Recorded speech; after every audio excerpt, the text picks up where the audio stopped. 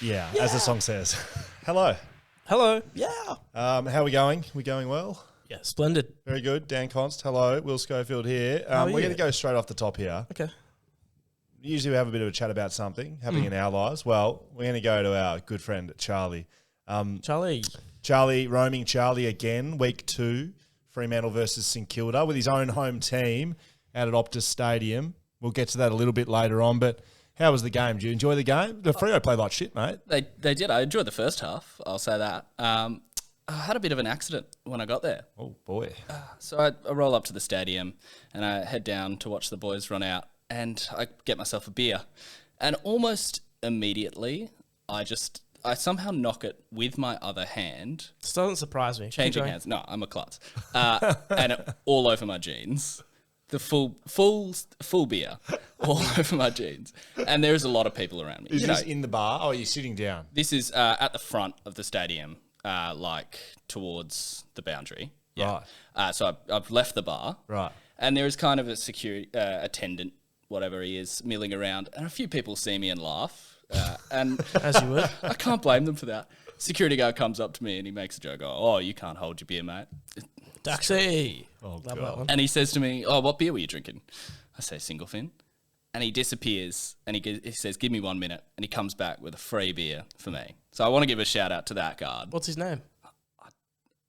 You didn't even get his name. Let's call him Finny. Let's call him Finny. Single Finny. Mate, that's unreal. So do you reckon that's come out of his pay, or is he just, you got a bit of a credit card out the back there? How's he done that? I reckon he's just gone up to the bar attendant and said, I'll have a single fin for a fan. Just seen some pitiful Fremantle Docker fan. We know what's going to happen in this game, so we already feel bad enough. Let's get him a beer on the house. There's no way a security guard has a tab or something. He's paid for that, I reckon. Yeah, it depends. It might have been a big dog. He might have been a manager. It wasn't security. He was one of the RAC attendants or whatever. Yeah. Very good. Well, make sure you keep an eye out across socials for Roaming Charlie with a beer across his jeans. He spilled it all over himself in the first minute of the Dockers game. You can find that on BackChat __ on Instagram, Twitter, TikTok. You can find us on Reddit. Haven't really heard much about Reddit. Are we still banned? No, the Reddit sub's not banned, but it's just pottering along. It doesn't have not many stories. No, the thing is, it's driven by me, and when I'm lazy, it doesn't really. Okay, well, there you go. If you're on Reddit, we're I'm being sorry, lazy. I'll get better. Hello at backchatpodcast.com.au. If you want to send us something, we have to read it. You know how it goes. You send it. We read it. YouTube, BackChat. Find us over there. If you're listening to us and you haven't watched us, or you are watching us and you're already subscribed to YouTube and you haven't listened, do both. Do either. We're almost at 1,000 subscribers, which is just a magic number we've pulled out of nowhere. But we're closing it on 900. If you're listening or you're watching and you haven't hit subscribe, go ahead and do that, please. Or if you're in an Uber, do you hear my voices then? Yeah, if you're in an Uber, just I reckon everyone did because they're listening to on a podcast. And subscribe for them. Yes. Oh, in an Uber. Can I please borrow your phone? Yeah, sure. Have you ever driven an Uber? No. Like obviously been, yeah. Yeah, I've obviously been in them. Yeah. But like you haven't. No. Just struck me as someone that might just, just pick up an account and start one up and start driving around. Honestly, if my life fell apart, first thing I'd do, I'm not saying Uber drivers have their lives fall apart, but I just feel like that would be my next move. I'd go drive Uber and chat to people. So if Uber, you are listening, you should have a driver in the next 3 to 4 weeks as we continue along this thing we call BackChat going really well. Dan's only one step away from driving an Uber. Well, you're not actually, because we've got a lot of patrons. We've got a lot of people supporting this podcast, and we do want to, off the top, say thank you very much. Just genuinely appreciate your support. Because when we started this, and it's still the case, we just asked you if you thought the time and effort we put into this is worth anything to you, and I think it's 200 of you have said yes, it is. Yeah, it's outstanding stuff. I tell you what. If you want to find that, good. No, I'm almost speechless. I can hear. Whippersnapper. I've got some news to tell you about Whippersnapper. Yeah. Not only do they make great whiskey for this podcast. Secondly, not only do we have a VIP code for all of those beautiful patrons. Yep. You can buy cheap whiskey if you're a patron. Which people have been sending us pics of them buying it. Yeah, please keep doing it. We've been seeing it. Well, Whippersnapper just won an award, and it's not just your local Perth awards, which I'm sure they have a stack of. The PWA, the Perth Whiskey Awards. Yeah, it's not the WA awards, the WA, the Wawas. The Wawas, yep. The Wawas. Love the Wawas. So that'd be the Western Australian Whiskey Awards. Yeah, I got it. Yep. It is actually another Wawa. What is it? Oh, yeah. World Association of Whiskey Awards. They just won. No. This isn't a joke. They just won a global award last night. Yep. For this whiskey right here. Yep. Wheat. Which is the wheat. It's the best single grain, single cask wine. Whiskey. Yep. In the world. And that's a code. You can buy it with it. It's bloody good. You can buy the code. I did say to the boys, they let us know. Great news. Very congratulations, fellas. But I did say, I mean, how many world awards had they won before they lined up with BackChat? I think it was a 0. 0. Mm-hmm. So align yourself with BackChat. Get yourself the best global whiskey. It's just a great association. Yep, love it. Whippersnapper, thank you very much. Now, Fantasy League. Oh, this is exciting. We're starting to move along here now. Round 2's done and dusted. We had the opportunity to make some more trades, some time to move up the ladder. Mm-hmm. Some things happened this week. I want to chat, obviously, weekly about what we're doing in the fantasy world because there's a fair bunch of you, almost 170 of us, playing in this Fantasy League, BackChat Fantasy. How did you go on the weekend, Dan?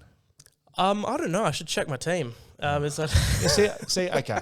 So I've had some disturbing messages today. Number one, our graphic designer Sam has said that he did not enter the league. He didn't enter his team in time. Mm-hmm. So that's why he's not here. He's dead to us. Dan? Yeah, look, I forgot to take Dustin Martin out for the second week in a row, so he's still been in there. To be honest, though... What do you mean when you say forgot? This is an important thing. I know it's very important, but I got to get my priorities in order. Right. At the moment, BackChat Fantasy League, my team's sitting quite low, but I need to bump it up. Any ups? Any positives about the week? I think my captain had a good one. Who was your captain? Tuk.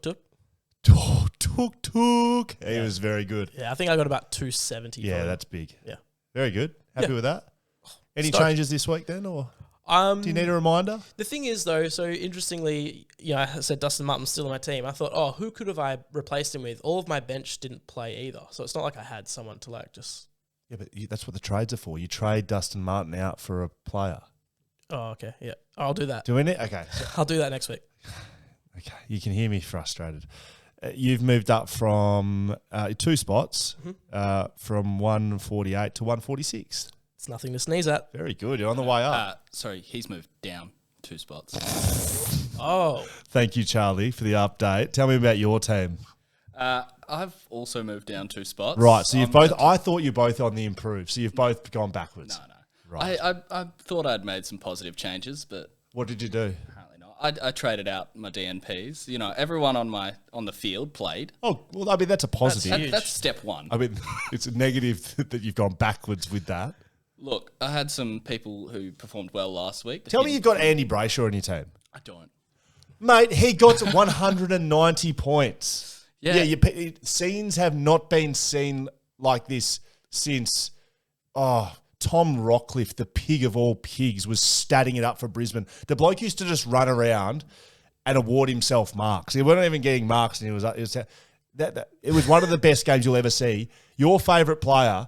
Your bloke that you had in the multi this week for Bluebet, you're telling me you don't have him. You couldn't quite fit the best player in the league in your team. That's what I'm telling you. Charlie. Who was your captain this week? It was still Brodie Grundy. Let me tell you both about a little thing called a loophole, right? And we tried to speak about this with Selby. To loophole your captain, you need to vice captain someone playing early in the week. So this week, who plays on Friday night this week? Charlie, you can tell me that. Whoever's playing Friday night, you put a vice captain on your best player from those teams. If they go well, you get a free hit at captain because you leave the vice on them. You bring a non-playing player onto your team, onto your field. Yep. And you captain them. So you get 0 for your captain, get your vice captain doubled, and then you put the emergency on the player that you took off. So it's a big loop. You get a double hit. If your vice captain doesn't go well on the Friday night, you put your captain on your normal person, and then away you go. Okay. Friday night this week is Melbourne Bombers. Melbourne, Petrarca, Oliver, Gawn. There's 3 right there. Bombers, Parrish. Merritt's out, so Parrish would probably be the only one from Essendon. Okay, so there's your vice captain options this week. After you make your trades of people that are fucking resigning from the game because they're not in a well space mentally. You need them out of your team. Okay, I'm going to do it. Kat, time for you to tell me about your team. You were last last week. And these two fellas, they weren't far in front of you, to be honest. And they've gone backwards. You can't have gone backwards. No, actually, I'm not last anymore. Yes, Kat. That's I'm what improving. I'm talking about. I'm improving slowly. Well, but so we're getting there. how far from last are you now? You're 158th, and there's Third 160. And she was 158 last week as well. Wow. So how does that work, Charlie? I think, is it 2 new people? Okay, very good. Well done. You're moving on up there, Kat. Very good. What's your team name again? BackChat. Yeah, very good. BackChat on the way up. Scully's on the way up. 106 to 79. Had a good week. Had a good week. Make the top 100. But as I said last week, the talking point was my wife, Alex, who's never played fantasy before in her life. Now, we've heard your sob stories, Dan, and your sob stories, Charlie, and Kat's not really telling us sob stories. She's just coming like, yeah, she's all right with it. Alex has never played fantasy in her life. Her selection policy was pick the hot ones. Mm-hmm. Bailey Smith, Petrarca's in there, Heaney's in there. Who are the hot guys? I don't know. Whatever other hot guys Ben are Brown. in there. Benny Brown's not in there. Absolutely not. She's 16th in the league. She's in the top 3,000 in Australia. She has one of the best. She has one of the best teams in Australia. She has not missed. We need to put that to Selby and say, does the hot player thing, does that mean something? I think it could be a lot better than any of us are trying, because I'm trying as hard as it gets. I'm coming 79th in my league and about 20,000th in the country. Mm-hmm. Alex has picked the hot guys. She's got one of the best teams in the country and has not missed one player. She has everyone. Well done, Alex. Hats off to you. This is in the race for 2 grand final tickets this year. The winner will take home 2 grand final tickets. If it's my wife, she will take them home. And she will not be taking me, I bet you. I can tell you that. I've actually got a wedding of Ryan Davis, who asked me to be a groomsman. Yeah, that was a nice moment. Yeah, well, his wedding's on grand final day. Yep, that's right. You could watch it on your phone during the ceremony. Very good. That's fantasy, okay? Lift. BackChat, lift. Okay, I'm going to lift. Kat, you're doing all right. I like you. Okay, let's have a bit of a whip around the leagues. Thanks to Whippersnapper. Very good. Best single grain, single cask whiskey in the world. Yeah. Thanks to BackChat. What happened this week? Buddy's 1,000th goal. That was kind of huge scenes. My wife likes football from time to time, isn't that invested, but a lot of wives of husbands that love their footy. Yeah. It's that sort of relationship. She'll watch it, but Josh Kennedy, that's a person. You know, and then thought actually he played for West Coast. Sydney was playing exactly. She was like, "Wait, Josh Kennedy." That was the exact thing that happened. Yeah, absolutely. She was doing some other stuff around the house, and then I explained to her what was happening, and she said, "Oh, let me know when he's going to kick the 1,000th." And then she came in, watched it, and she loved it. It was good. Who didn't enjoy that moment? That was scenes, mate. That was genuine scenes. It was so good. I love that there was people running on the field before he'd even kicked the ball. We're going to get to have a chat to someone who was right there and then. Sharrod Wellingham was in Buddy Franklin's box. He was in the family's box, so he couldn't get much closer. I did. We'll ask him when he comes on, but I mean, maybe could have just made a bit of an effort to get out in the ground. Yeah, everyone else was down there. Yeah, least he could have done. I thought that was great. Buddy got his ball back. Did you see that? This was a great story. So Tom Brady, when he threw the record touchdown pass, they lost that ball to the crowd. Tom Brady had to give a Bitcoin. That's huge. Which is, at one stage I was getting up to $100,000 at one Bitcoin. Yep. So Buddy Franklin's possessor of football took a screamer in the stands to start with. Yeah. So I Committed. think, well, how do you think you should just give it back? Should he just be given that back? Should is... Oh, that's my question. I would. Of course, you. No, I think for the good of the game, he should have. The good of the game. Yeah, but he took a great mark in the stands. You know, it doesn't matter. It's Buddy's ball. Well, is it? Yeah, I mean, it's his moment. His 1,000th goal. I got to say, 6 people in history. I respect the fact the bloke didn't just go and give it back. He was like, "Yeah, okay, you want your ball back? Well, that's good on fine." him for holding on to it. Yeah, he didn't just throw it into the crowd. Chuck and then who knows who could have got it? Could have sold it on the black market. Yep. He held on to it though. Yep. They found him, tracked him down. Buddy got his ball back. Have a listen to this. At first, I heard the offer was come and meet Buddy Franklin. Yep. I mean, you can head down to your local Carousel, Hoyt's Cinema and meet Buddy Franklin probably and get a signature from him. I reckon you need to offer a bit more Sydney Footy Club. I reckon he's done pretty well out of it. signed pair of signature sort of custom boots, signed footy, signed jumper, 2 5-year memberships at the club. Is that I saw life like memberships being thrown around. 2 5-yearers, mate. 5 years. I don't know how much did a membership cost? How much did a Freo membership cost? $80. I don't know. Couple of $100. Couple of hundred. That's still cheap as. No. That's a guess. Well, it's a shocking guess, mate. I A reckon couple of the $100. West Coast, It'd be $50 for one ticket, mate. Yeah. West Coast waiting. Hey, in the how much wings is a things couple? I reckon it's going to be 800, right? 800? Yeah. Right? 800 times 5. It's a fair bit of money. 2.5 grand. Times 2, 5 grand. Thanks very much. And the kicker, a thank you letter signed by John Longmire. What? What are you going to put up on it? What are you putting up on the trophy cabinet first? The boots, the footy, the jumper, the 2 memberships, or the signed letter by John? I wonder what it says. I'd love to see what it says. He didn't write it or sign it. Signed by Buddy. Oh, why is John Longmire thanking him? Why is he involved? There was absolute scenes. There were so many questions I had. I actually texted Tom Hickey, Ruckman. I said, what was going on out there? He said, it was so great to start with. I was right near Buddy, gave him kind of a hug, and then it got scary. People started falling over. Kids were on the ground. But he also said the crowd was quite good. It wasn't like a mosh pit where it's just like, do whatever you want to get the prize. People were looking after each other, picking each other up. But he said it was genuinely scary. And it got to the stage where it was like, all right, I'm just going to leave Buddy to death. Like, I'm looking after myself. There was players ended up out on the street. Yes. There was players stuck on the other side of the oval. They were just standing there like, what do we do? I was kind of thinking, you know how Buddy like went the whole way up? He could have just he was about 10 metres from one side of the ground. Yep. He could have just walked out there and then walked underneath the ground. There's under passages. Do you think he just he was lapping. You know what? You look at his face, and I was waiting for him to be like, okay, I've had enough now. Yeah.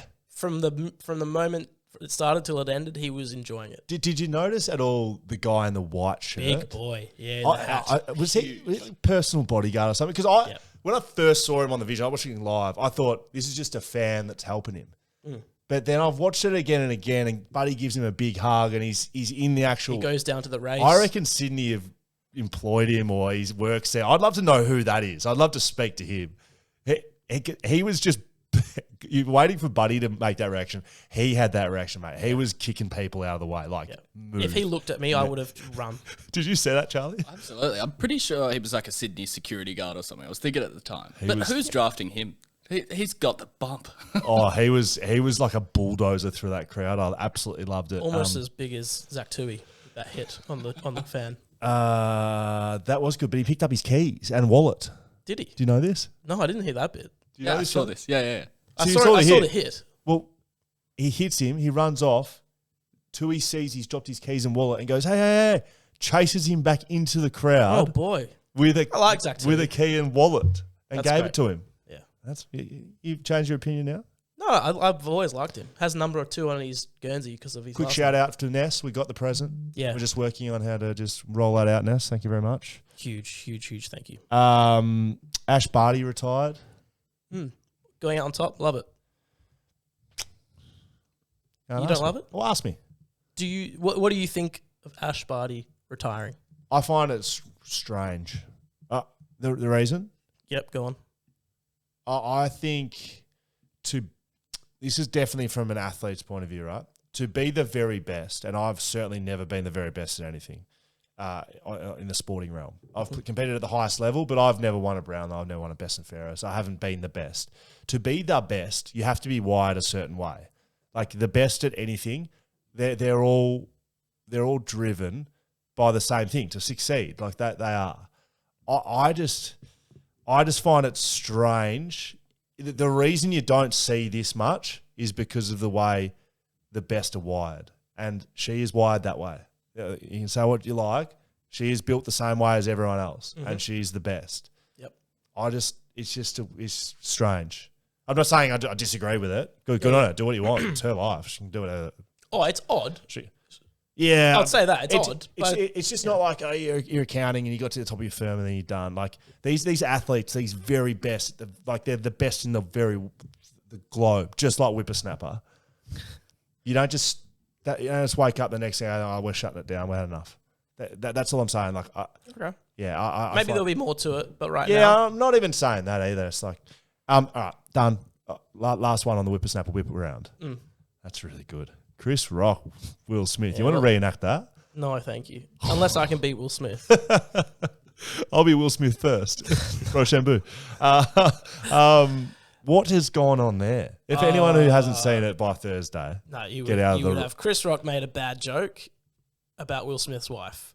Will Smith runs on stage, walks, and I'm watching this like as the video. I'm like, oh, it's going to be a bit here. He gives him yeah, everyone did else as well. Everyone the did too. biggest open hand hit I've ever seen. Boy. And the sound was this thud, and that's when you realize, oh, hang on, is something going on here? And then the Shouting. barking back and forth, or sorry, not back and forth, just from Will Smith. It's insane. The only thing you need to see to know that it's real is Chris Rock's reaction. Yeah, he's rattled. He is as if something happens when you're in a live setting. Now this is like we do this live, although it's released a couple of days later. We don't cut this up or edit it. If something happens truly off-putting or surprising that you don't know it's going to happen, it rattles you. You can see the way his mind works. Yep. And he completely has a brain fade. He would have someone in his ear telling him what to say. He would have a teleprompter, and he still couldn't speak. Still He couldn't put it together. Clearly was not expecting getting slapped in the face. He could have been by Will concussed. Poor boy. I don't know where I sit on that whole thing either. Because look, if you'd be able to take two sides to it, he's there to make jokes, and you've seen people make worse jokes than that, and that's what they're there for. They're there to be provocative. It gets the people going. Yeah. That's genuinely what he's there for. Now I understand Will Smith would be offended. I would too, and I get all that. But Chris Rock's doing a job too.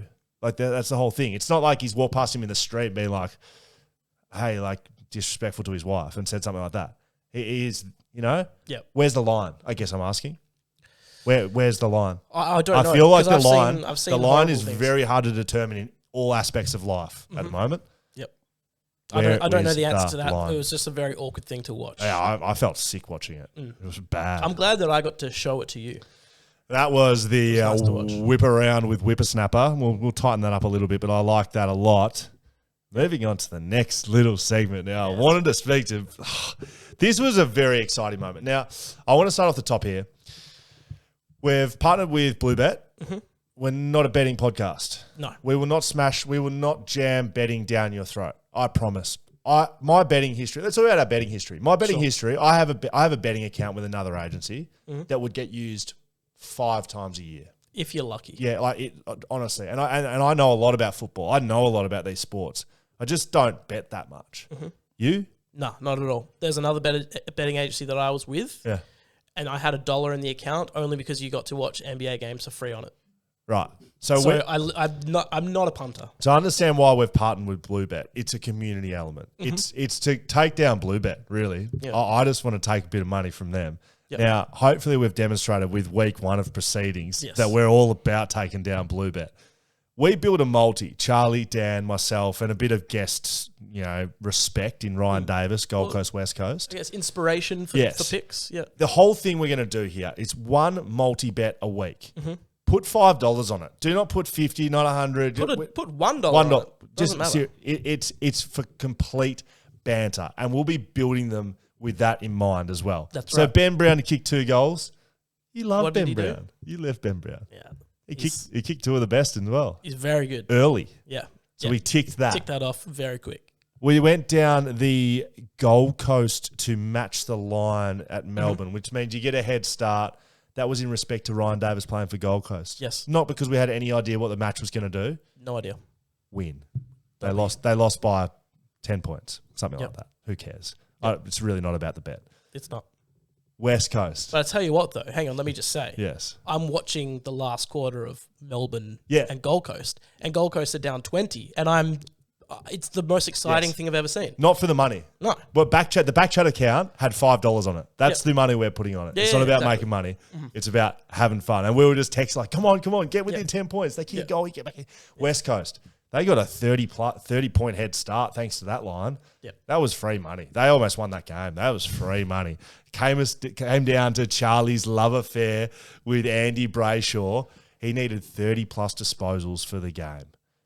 all of our money riding on it. It was paying $11, so we had $50 to win. That's pretty good. Buy a couple decent. of beers, buy 5 beers down the pub. Yep. Charlie, you took us to the Holy Land, mate. Brayshaw had a bit to say. 21 touches at half time. Yeah, I was barely paying attention to the rest of the team. I kept watching number 8. Oh, that's another one. That's another one. I was counting in my head. I was great. commentating on Fox Footy, and I was hoping Fremantle would win so I could speak to him after the game on TV. And you can't talk about betting, but just want you to know you've done a great thing for the BackChat listeners. So with that in mind, that paid $11, had $5 on it, $50. Thanks for coming. Cheers, Blue Bet. Bad luck, honestly, and it's going to happen every week from now on. So watch out for our socials. We're going to build a multi. It'll come up on a Thursday sort of night. You can jump on. It'll be a separate link. Click on it, put $5 on it, and then just enjoy the banter across socials and tell your mates. It gives you a bit of fun to watch along with your fantasy. That's right. With your betting. Yep. It's very good. This week, this week's bet. I hope you've got your West Coast element. Yep. Because I told you to and I haven't written it down here. That's right. I got it. We're going to go a bit of Dan, bit of Charlie, bit of Scoey, bit of Sharrod Wellingham. Sharrod Wellingham played for 2 clubs as well, like Ryan Davis. But this week, Collingwood and West Coast. So we're going to start with Collingwood. We need a bit of Collingwood action. They're playing Geelong at the G. Geelong's just lost to Sydney. I see them bouncing back, so we can't back Collingwood. You know who we know at Collingwood? You know who we've got a good, strong relationship at the Collingwood Magpies? Mason Cox. Oh, I did actually think about that. That would have been good. Jordan De Goey. Yeah. Anytime goal story. It's a man we've got to love to hate, and we've got to hate to love. Don't know how that works. Jordan De Goey, first leg, to kick a goal at any time in that game. Yep. Let's cheer him on for once, West Coast fans. Okay. Number 2, West Coast v Fremantle, the derby. That's why all the action is around here. There's Fremantle and West Coast scarves and beanies and jumpers. Dan didn't even notice because he missed us setting this up. Did you notice? No, I love it. It's good. It looks very good. Have a look at it on YouTube. Just search BackChat. We're going to go Lockie Schultz. This is Charlie's bet. Tell me what we're doing here. We're going to go Lockie Schultz, anytime goal scorer. Okay. We like it a lot. Yeah. Because what we're going to do at the end here, it's going to be a long bet at the end. So we need a bit of this action. De Goey anytime, Lockie Schultz anytime, West Coast. I'm going on the anytime as well. Great. Just to ruffle some feathers. Don't do Tom Barrass. He's not going to kick another goal in his life. No. Jack Darling. Okay, Because great. I want to see the reaction. Love. Anytime Jack Darling, anytime Jordan De Goey, friend of the family, sort of. Lockie Schultz kicks a goal anytime. And the big daddy after Michael Barlow, Glendenning Allen medalist 3 times. Sharrod Wellingham, not. Will Schofield, not. Close. Glendenning Allen medal goes to, where are we going to? Brayshaw? I got 4 options. Okay. Brayshaw, Luke Ryan from Freo, or Luke Shuey, or Willie Rioli. There's your 4 options. I think you know what I would suggest. Okay, thank you, Do we Charlie. want to back Andy twice in a row? Is there an omen with that? I don't know. Let's go. Let's keep it rolling. Keep it We rolling. don't walk away from the table. Andy Brayshaw to win the Ross Glendenning medal, into Lockie Schultz kicking a goal, into Jack Darling kicking a goal, into Jordan De Goey kicking a goal. How bloody fun's that? Good. Thank you very much, Bluebet. We'll look forward to taking you down once again. Really good start, though. Yeah, One excellent from one. start. It made it very fun. You send it. We read it. Here we go. I will say, Ben, your email, it's still here. We have not read it. Jordan De Goey kicks a goal in the Bluebet bet, BackChat bets. We will read it next week. All right. Adam Hart, here we go. AFLW players. All right. G'day, guys. With all this talk about how to turn the AFLW players full-time and where there might be money to come from, TV rights and men taking a pay cut, I feel the right questions aren't being asked to begin with. Okay, so how much do they need to turn full-time? And will everyone be paid the same? So do we want to go through these one by one? Okay, so footy players, what do you think would be, I guess it's a full-time wage. How much do they need to turn full-time? Is that, and that's talking about the players. That's the players, yeah. Well, I mean, it's no different to any job. no. In terms of pay, It's like, probably what's full-time? It's probably, is it between the 50 and 100K mark?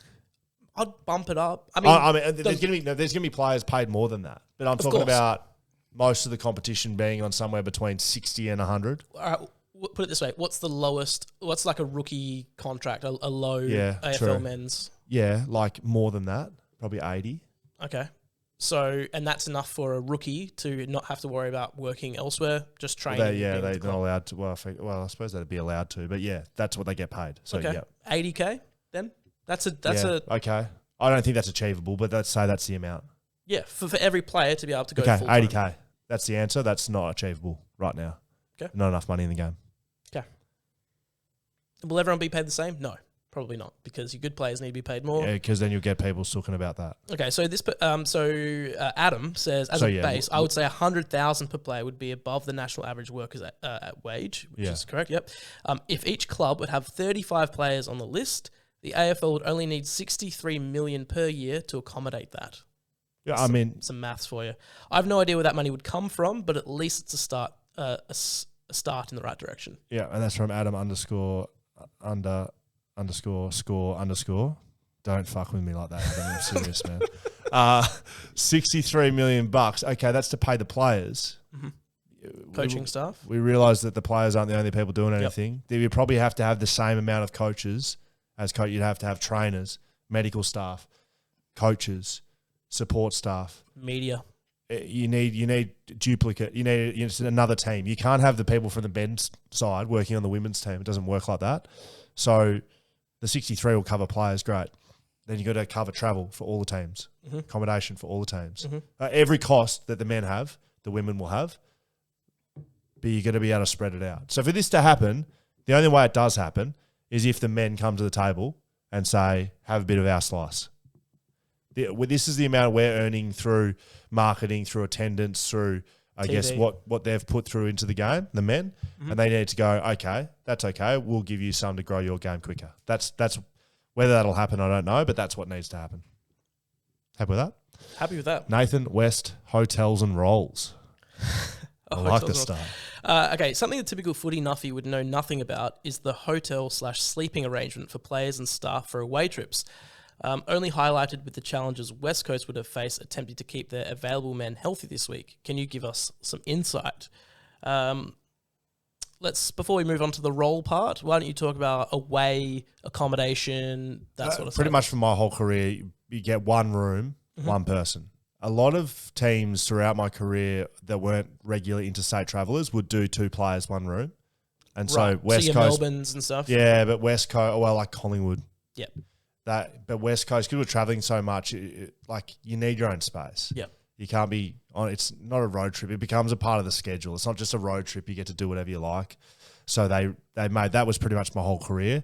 You stay on WA time zones when you it differed, man. I interviewed Jack Higgins after the game for St Kilda, who said he was up to 1 a.m. Perth time. I'm pretty sure. Before the Freo game, he kicked 4 and literally beat you single-handedly, Charlie. So sleep's an issue. Sleep's a really big issue when you're travelling because, as anyone knows, you go through time zones and it's difficult to know what's going on. So I went through stages in my career where I'd go to bed really early. I went through stages I'd go to bed really late. Sometimes I'd set my phone to Melbourne time, Perth time. I don't think I ever hit the right answer either. Okay. There we go. So now let's move on to roles. Yes. Which is ROLLS. Also, people talk about their best Conti roll. Ooh. But for the best schnitzel roll, try Akari Butcher. I hope I'm saying that right. Akari Butcher, Wednesdays and Fridays only. Ooh. They also do a Conti roll every day, almost as good. Pretty sure Wellingham knows what I'm talking about, and we'll ask him about that. All right, Akari Butcher. Cheers. That's great. The Restore Conti rolls undefeated. Well, maybe we should do a little... Just do a Conti roll off. A little Conti roll off. Let's do it. That's very good. Thank you, Nathan. Enjoy that a lot. That's about it for this little segment. Right next, though, got a special little derby edition. Taster. Little derby edition. Michael Barlow, Sharrod Wellingham, their thoughts on the derby. It's bloody derby week, people. Get around it. Listen up. All right, it is derby week. Freo v West Coast, and it would be a little poor by us just showing West Coast side of the story. So I thought, why not get one of the greatest of all time to ever do it for Fremantle in Michael Barlow on the show. G'day, Mick. Scully, Dan. No, thanks for the intro. The greatest of all time to do it for Freo. I made the team of 25 in 25 years. Yes. And now that Andrew Brayshaw has burst onto the scene, Caleb Sarong, A few others have taken my spot, so I've drifted out of that side pretty quickly. So maybe the top 40. I'm still in the 40-man squad potentially. Yeah, well, I didn't say greatest. I said one of the greatest. You can wait for the 50-year anniversary team where they do the top 50. You can sneak into that. Now, I'm hoping, guys, that there's a few more to come through the corridors down there at the Coburn base in the next 25 years, and hopefully a bit of team success wouldn't go astray either. Fremantle fans will want to hear the full Michael Barlow episode. Now, we will say we're not going to sit down fully with Mick. He's the coach of the Werribee team in the VFL. Are they Werribee Tigers? Am I making that up? No, we are the Werribee Tigers, and I'm here at the office, and you guys said my background was boring and bland, so I went and found some greenery, and I've perched it up. I'm at the bar. It's not open yet. It's quite early in the morning, so all good to go, guys. Yeah, coaching, a bit of freelance media, and life is good. So good. We're going to keep the schedule. Just going to give him a bit of a 15-minute chat on the Derby, and then we're going to do a full round with him, Dan. You happy with that? Another time, yes, please. I know Charlie will be very excited. Now, Mick, let's get right into the Derby side of things. Do you remember your first Derby? Do you remember playing in your first one? I do. I think it was game 6. And if we fast forward 4 quarters, I walked off with the Ross Glendinning medal as well around the neck, Scully. So it didn't. It was. I felt a lot more comfortable at the end of the 4 quarters than I did at the start because I ran out. And interested to hear your take of your first Derby. But mine was an away Derby. So the away Derby, it's a bit daunting. You run out in the white kit. Everything's a bit different. None of your sponsored banners are on the fence line or anything.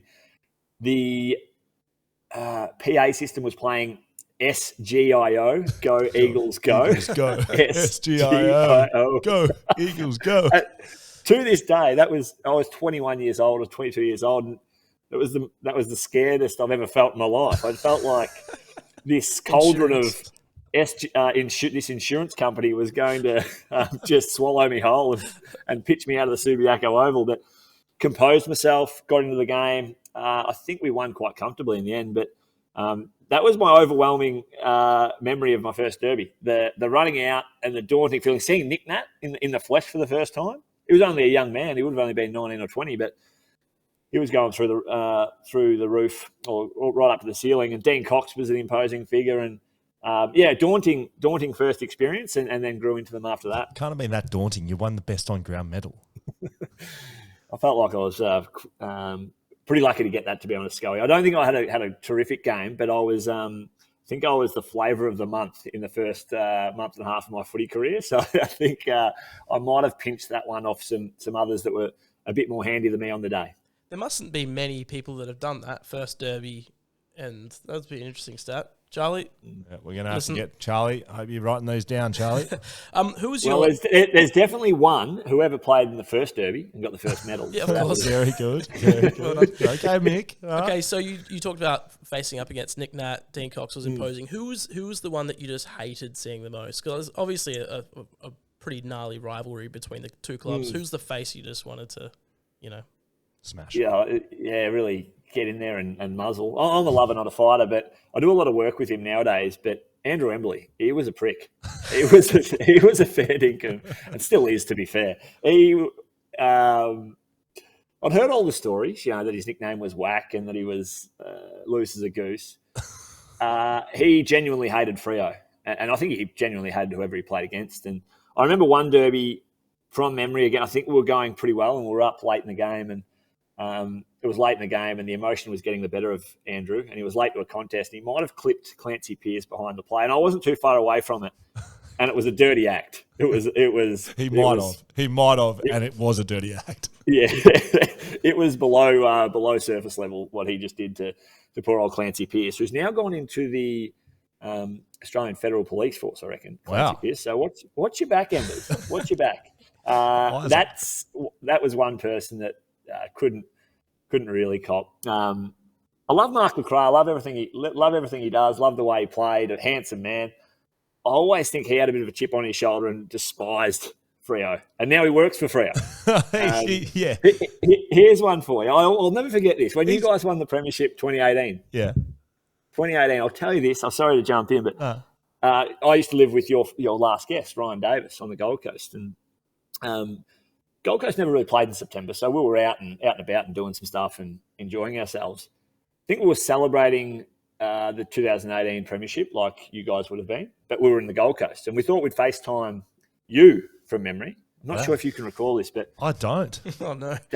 Davis FaceTimed you, and we were at the Star Casino on the Gold Coast in Broadbeach.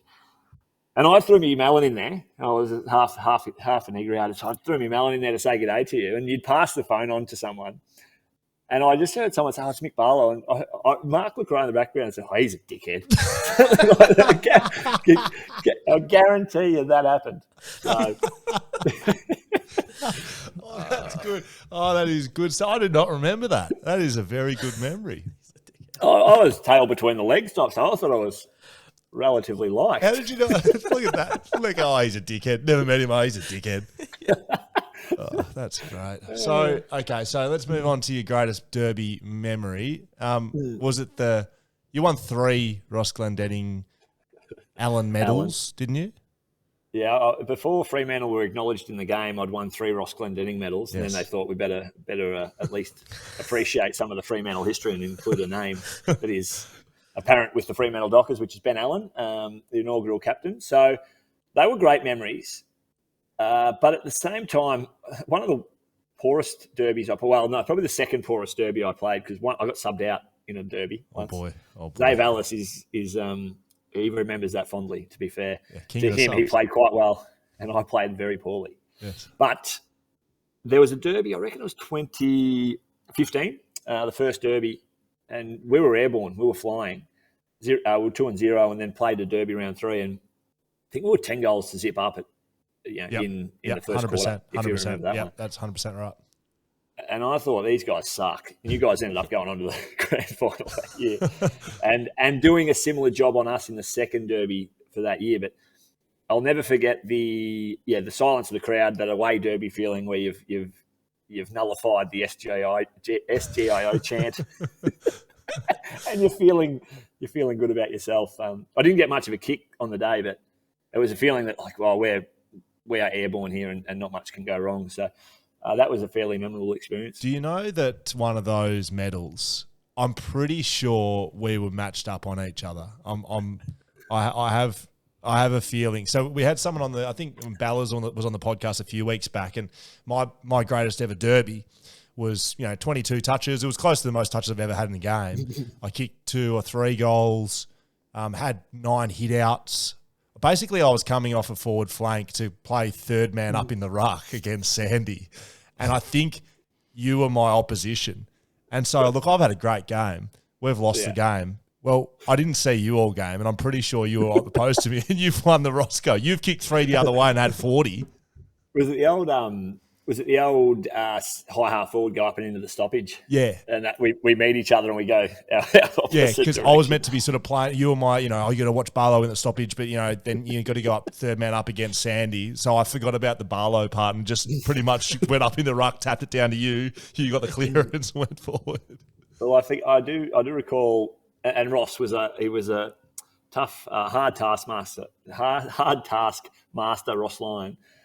And I think I did win a Ross Glendinning one day, and I did get a few sprays off him. And so they were quite frequent. But from memory, again, I think I got one after. Well, I'm very sure I got one after a derby when I won the medal.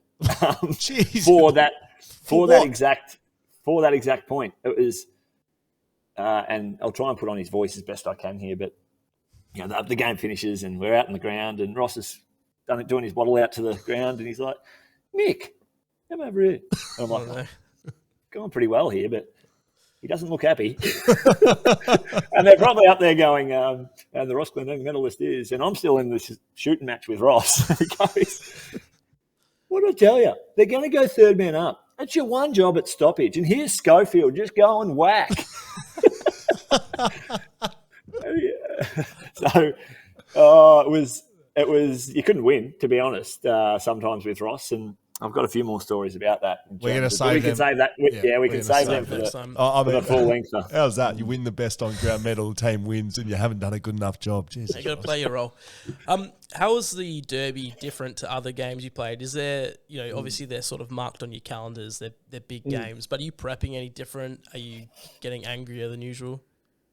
Not so much, Dan. I was early days, yes. I think when you're kind of thrown into the cut and thrust of an AFL career, and like Will coming over from Victoria and playing in WA, where it's a two-team town and you're bigger than you probably should be because you're in a two-team town. So people recognise you when realistically we should be pushed to the side a little bit for some of these other superstars in the competition. The difference I found was there were some opportunities, Scully, and I'm sure you cashed in on these as well on like the Friday afternoons to pop in and do a quick. Oh, if the ATO is listening, certainly not. No, I've never seen one of those in my life. Yeah, I think this was over 7 years ago. So the ATO, from my understanding, can't hunt you down after the 7 year cooling period. You sound like an expert. You sound like you know what you're talking about. Yes, yeah. So there's that little bit of difference in the build up in terms of this hysteria. I always used to like getting the West Australian newspaper on the Sunday or the Saturday or whatever the day of the game was, and just checking where I ranked in the 1 to 44. The most important to a game. I think I was always in that sweet spot of about 8 to 14. Just not the top echelon, not down the bottom with the likes of go on Schofield. Jay Van Berlo and all my really good mates, Lee Spur. Spurry. I work with him at 6PR. I tell him all the time he's a battler.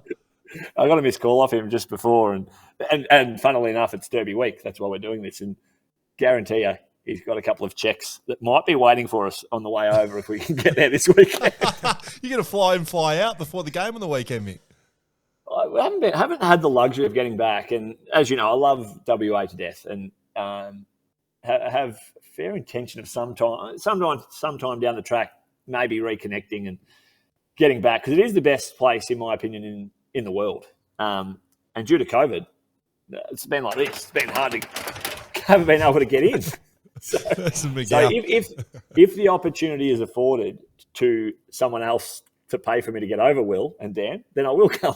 Why are you asking us? Yeah. You're right. You're on the wrong spot here, mate. We get paid in whiskey here by Whippersnapper, mate. If you can trade that over with Mark McGowan to get that border up, we will do it. We can send a case down to you. Now, before we let you leave, last one. Was it more physical? My experience with derbies, you asked what my first memory was. My first memory of a derby, I started on a back flank and the ball went up and the contest was in front of me, and I really remember, I remember playing in that game and it being more physical, especially early. I know you weren't, like you said, you're a lover, not a hater. You weren't really a niggler. You just tried to get the ball and run around and stay away from people and get as many touches as you could. But just get medals. Was there physicality or fights or more angst between teams that you can remember? There was, especially early in games, wasn't there? There was definitely, because you knew these guys more. You knew this opponent better than playing Richmond or Essendon interstate. Like you always come up against teams, and you're like, well, they surprise you because you've never really met. But like I said, two-team town, you hear about Luke Shuey all the time, Matt Prittis all the time, Mark Lacroix, who thinks I'm a dickhead all the time. You hear about Quinton Lynch, who takes his glove off and throws it over, and Quinton's a big man with big muscles and you don't want to get in his way type of thing. You hear all that, and then when you do, especially, as I said, early in your career, when it's that first one, in particular, an away derby, players feed off the energy of a crowd. So I'll always remember away derbies, in particular early. It did feel like you were playing against 19 because of the energy of the crowd. So they were different. But then I think, Scott, you'd probably agree that once games get up and going, it's like a boxing match. When you watch big boxers fight, they become so exhausted and so in tune, it becomes methodical and tactical, and the other side of a football game comes out. I have got one quick story about my mum who came over. Mum and dad came over on the train. Oh, not on the train. That would have been a fair trip. They came over on the plane. They flew in on the plane, away derby, watched the derby, jumped on the train. I think they were staying in East Perth or something at the time for the weekend. And Mum had a Freo scarf or something on and jumped on the train. We got pumped. Yes. I can't remember which one. It might have been the one where somehow Matt Rosa had 40-plus possessions. Somehow is a very good, somehow. Every time I looked up, Matt Rosa had the ball. And Ross Lyon after the game's like, Matt Rosa, you let him beat you. Anyway, we move on. G'day to former teammate Matt Rosa. So Mum jumped on the train, and it was a pro-West Coast train, and the venom coming in her direction for wearing a Freo scarf was quite intense. Venom.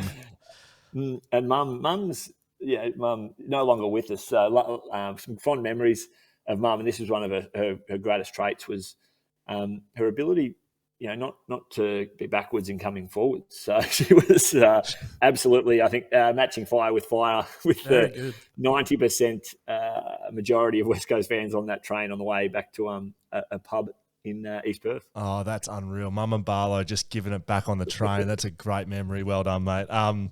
Love that a lot, actually. Let's finish on this then. Who wins this week? West Coast, Freo, both teams. Oh, look, both teams as much shambles as each other, I reckon. The game on the weekend for Freo was poor. I was there. And West Coast, well, I'm surprised you didn't actually get a call up, Mick. I thought maybe some past AFL experience, you might have got a game last week. Michael Barlow must have been on the selection committee somehow still and just said, let's dickhead. It's how are you meant to read or do some prep in terms of who's going to win this one. I think even though West Coast have gone 0-2, they can't be in any worse a shape as they have gone into the year. I'm sensing Adam Simpson would be sitting there really proud of the effort round one against Gold Coast and equally with the waffle substitutes on the weekend, putting up the fight they did. So it's going to be a new look side this week. Early forecast would be 12 inclusions into the best 18, or the best 22. Whereas Freo, you don't want to play devil's advocate, but that situation is more likely to come to Freo at some stage with the circumstance in WA. Hopefully it doesn't, and they can protect themselves from mass outages in terms of health and safety protocols. But without understanding in terms of who's going to play this week, if you had both sides' best makeup of side that's fit and available with COVID pushed to the side, I'd be really confident that Freo would be a 2 or 3 goal favourite. However, we can't go into these games with any confidence, in particular when Freo were essentially as full strength as they could be. Sean Darcy goes down, he's in trouble. That really does bring it back to a line ball. And I'll just let my heart do the talking for now, being a Monday, that Fremantle win by 6 points, and Andy Brayshaw will be the difference and win the best on ground medal. Oh, good. You've read my mind. I wanted the Glendenning medalist as well. We've got a little partnership here with Blue Bet, Mick, and we put our first multi-bet of the week, of the season on last week, and we won. It got up. What? I saw that on the your Instagram feed was going bananas. So you're bathing in your own bathwater right now. Absolutely. So we may be entering old Andy back into it because he got us our 30 plus. He had it at half time pretty much, Andy. Very good. Mick, going to let you go, mate. Know you're a busy man. Thank you for your time. We're going to get you on for a full episode because I know you got a lot more to tell about your journey getting picked up as a mature age recruit here to Fremantle, back to Gold Coast. I want to hear what you did to Mark Lacroix. Mark Lacroix, we'll have him on. You're a dickhead. Someone's got to ask Mark Lacroix what I did. All right, we'll get Lecker on and then you, and then we'll do a split one. Thank you very much, mate. Good on you guys. Good stuff. Okay. We are here. That was the Derby moments, and it doesn't really make much sense why we played the Derby moments with this man before we've actually done it, but he's here. Sharrod Wellingham. Hello, mate. Hello. Thanks for having me. Thanks for dressing up. Yeah, I know. Straight from work. I was going to duck home, but... Don't lie. Some of us actually have to work. Yeah, that's true. Understand Wear that? a button-up well, shirt. I'm still waiting on my BackChat shirt, so... So are you. That's actually good of you to recognise that. I haven't mentioned that this episode. Do you like it? It looks good. I really like it. All right. Well, we might have to produce a few more. Charlie's been doing it on Roaming Charlie. We've sent Charlie out into the crowds after the games, first 2 rounds. Yeah, okay. He's had his BackChat shirt on. I'm sure you've seen it across social media. Yeah. You know me, man. I got my finger on the pulse of social media. I think I've done 2 posts in the last 2 years. This happens with most of our guests. So I know them, mates with them so far. Pav was going to come in over the last couple of weeks. I wouldn't say I'm mates with Pav, but I know Pav. Know you personally, but then I go away and do a bit of research and I look at your career. I'm like, Holy shit. You've done You were some bad. things. How did you last so long? I'm surprised. Mate, you've had a sick career. You have had a sick career. And we're going to go through it. We're going to do a bit of a journey. You were drafted as a rookie in same as me, 2007. Yeah. You were in the rookie draft of my draft. Yeah. I didn't know that. Really? Yeah. It's the plebs in the rookie draft. What do I think about them? I was, I I was surprised to get picked up that year, to be honest. So what was the story there? Where'd you play footy here in WA? So I didn't play much up until I was about 14 or 15. So then started playing school footy. I played like Oz kick and then I got more into surfing and skateboarding, and it kind of took a back seat to socialising with my mates, and got really into it at school footy, and then from there went and played Perth Colts. Before we get... sorry. And then, keep going, Perth Colts. Which was actually purely by chance. I was playing at Adelaide Bombers down in, which is East Freo zone, but Brian Cousins lived around the corner and came down and saw us and got us down to Perth Demons. Nice. Before we get too far into footy, we always ask every person we have on. Boy. Now, your greatest sporting achievement can't be on the footy field. We know you've won a premiership with the Pies. Mm-hmm. We know you've played in grand finals at AFL Who hasn't level. won a premiership with the Pies? There's that many people. But off the footy field, okay, you started playing footy 14-ish, Auskick. What team Auskick? South Perth Stingrays. South Perth Stingrays, Oz Coolbeania Bomber. That's fine. Greatest sporting achievement not in the footy field. Oh, what was yours again? Well, I've had a few, mate. I'll tell you what. I had under 9 state champion, 80-metre hurdles. Big day for the Schofields that day. It was impressive stuff. Was it only actually. 80 metres? Oh, so you're under 9. Yeah, under 9s. Yeah, okay. Yeah, under 9s. Couldn't run the full one. No, I was state champion. You state champion in anything, mate? No, I'm not. Definitely not. Dan, I'm sure you've seen the trophy over Dan's shoulder over there. 5 for 16. In a grand final. That's the ball as well. Who are you playing for? Chute Hill Lions. One of the best clubs in Perth. What age group? Under 12s. Very Nice. good. Well, so we've had some like so that. I think mine would. It springs to mind, but it's a bit of a strange one. But I did really well in a skateboarding competition down in Margaret River, which was. I was so stoked with it, and I went away with best trick in the competition. Yeah. That's good. We haven't had skateboarding. Do you get a medal, a trophy? I got a skateboard. Hey, strong. What was the trick? Blindside heel flip across like a quarter bank. Are you impressed with that? That's big. I don't know what that means. That's good. Okay, very very good. good. That And could be up.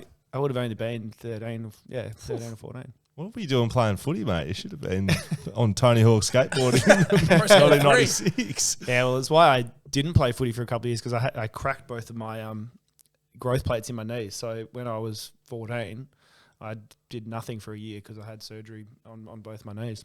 Just make sure you got Sharrod's levels nice and high, please, Charlie, because he's a softly spoken man compared to me. I'm a yeller. Sharrod's just a lover over here. So you drafted in 2007. You don't play in your first year in 2007 as a rookie. You do get elevated. Got mighty close. You got elevated to the senior list, but then didn't play. Which I got really close on the Anzac Day in my first year. I think there may have been a couple of injuries or something, and Mick called me in his office and was like, "You're a chance to play this week."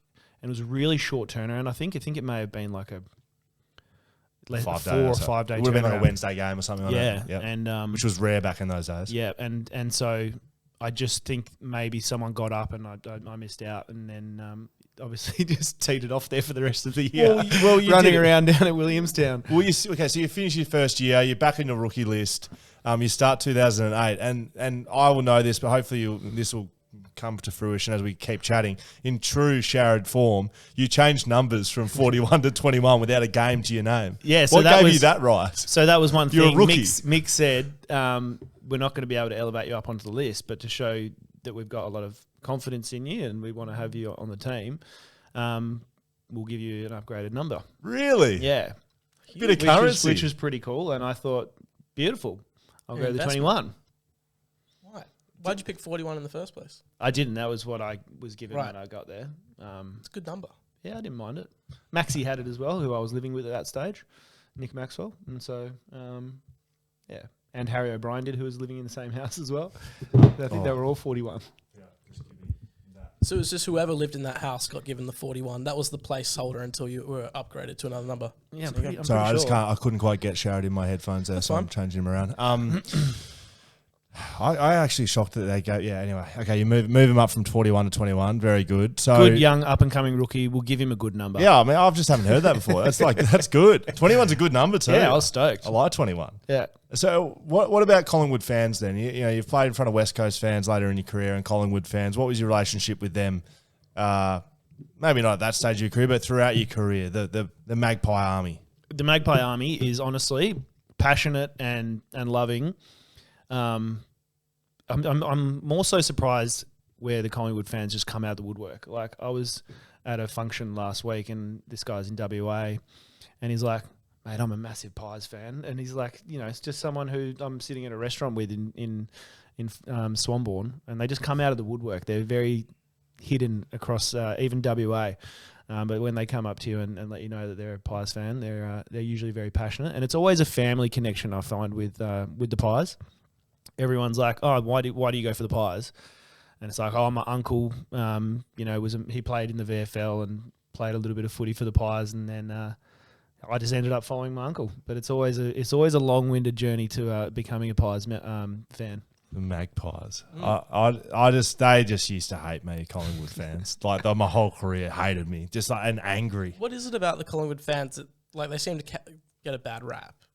But They're a bit, you know, they can come off a little bit rough. They're passionate. It's the same. I mean, Will, you grew up in Melbourne, and you know Geelong, mate. Yeah, Geelong. exactly. So it's a different football. It's you know, it's religion over there. So they're a lot more passionate. And then when you mix that in with the Collingwood blue collar, hardworking, I suppose, suburb that it's known to be, you're going to have a few rough edges. I find that about the Waffle crowd as well.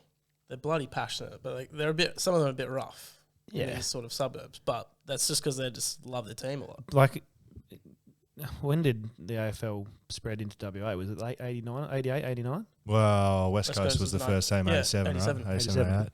So like they would have had tens of thousands going to the games before that, wouldn't they? True. Yep. And those guys, that's why it's all the old people who are still going down. So it's just twiddled down to 2,000 or 3,000. Now, I don't really want to get Probably much into the. 1,500. I don't want to get into the details of this, to be honest. But I would like to know how you handled it personally and how it affected you as a player and as a person.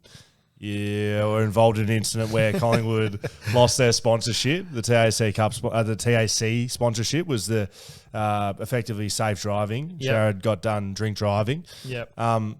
Again, I don't really want to know about the incident, but how did that affect you and your footy and you personally and you mentally? Because it would have been a lot of pressure for a young kid. Yeah, it was a really scary experience, to be honest. I think I didn't understand the magnitude of the whole situation when it kind of happened, and I walked into the club on the Monday morning and kind of nonchalantly mentioned it to Simon Lloyd, who was our kind of player welfare guy at that stage at the club, and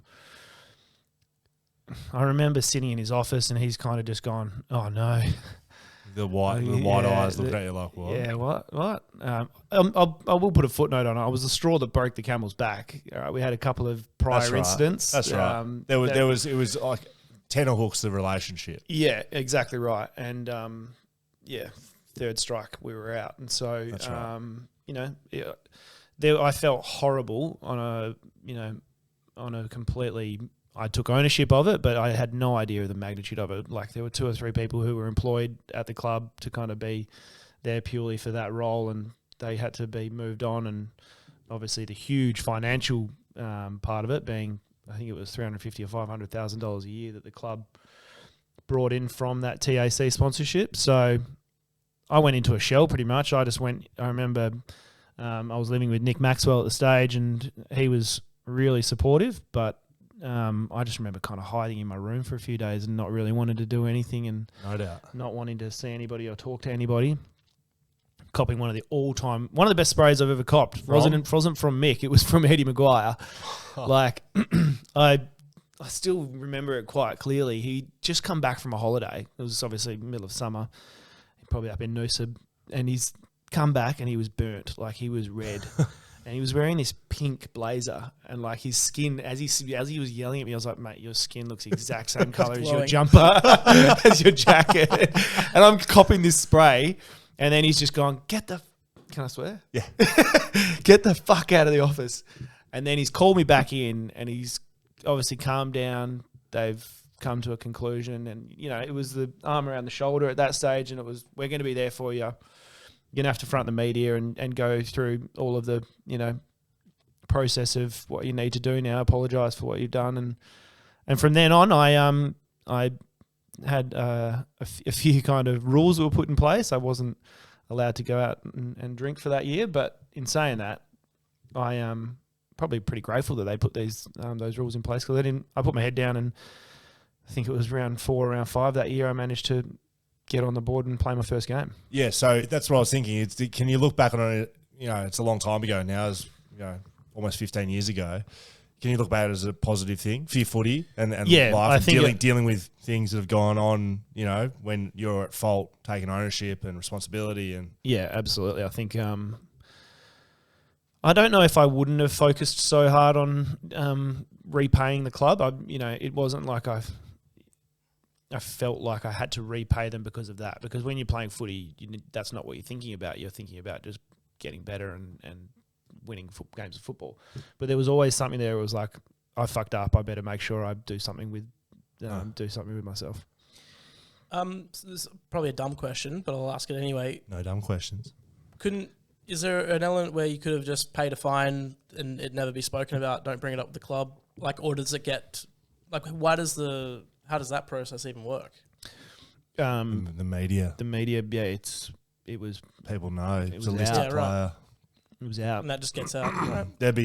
Let me know. I think Eddie was like, we get told about this kind of stuff. Like, even if you hadn't have told us, I think it was good that I did tell them. But if I had have tried to hide it, they would have found out anyway. Becomes a worse situation if you don't Yep. fess up. Always tell us if you stuff up. That's pretty much at Clubland the message. Like, You're not going to be able to hide anything. yeah, Well, speeding fine. It's If it's like, if you're doing 120 in a 60 zone, they'll find out. right. yeah, but don't If you lose your license for accumulating, demerit points, that doesn't really matter. The clubs want to be able to get in front of things. So if they hear about it late or they don't hear about it at all, and then the first thing they hear about it's from the media, Yeah. you're going to be in a lot worse position than if you just sit down and go, this is what's happened. Yep. I've stuffed up. Yeah. Let's deal These are with the it. circumstances, and You can't it's control. often- They're going to be the same. You're going to be the same repercussions either way. Like, you've done it. So Yeah.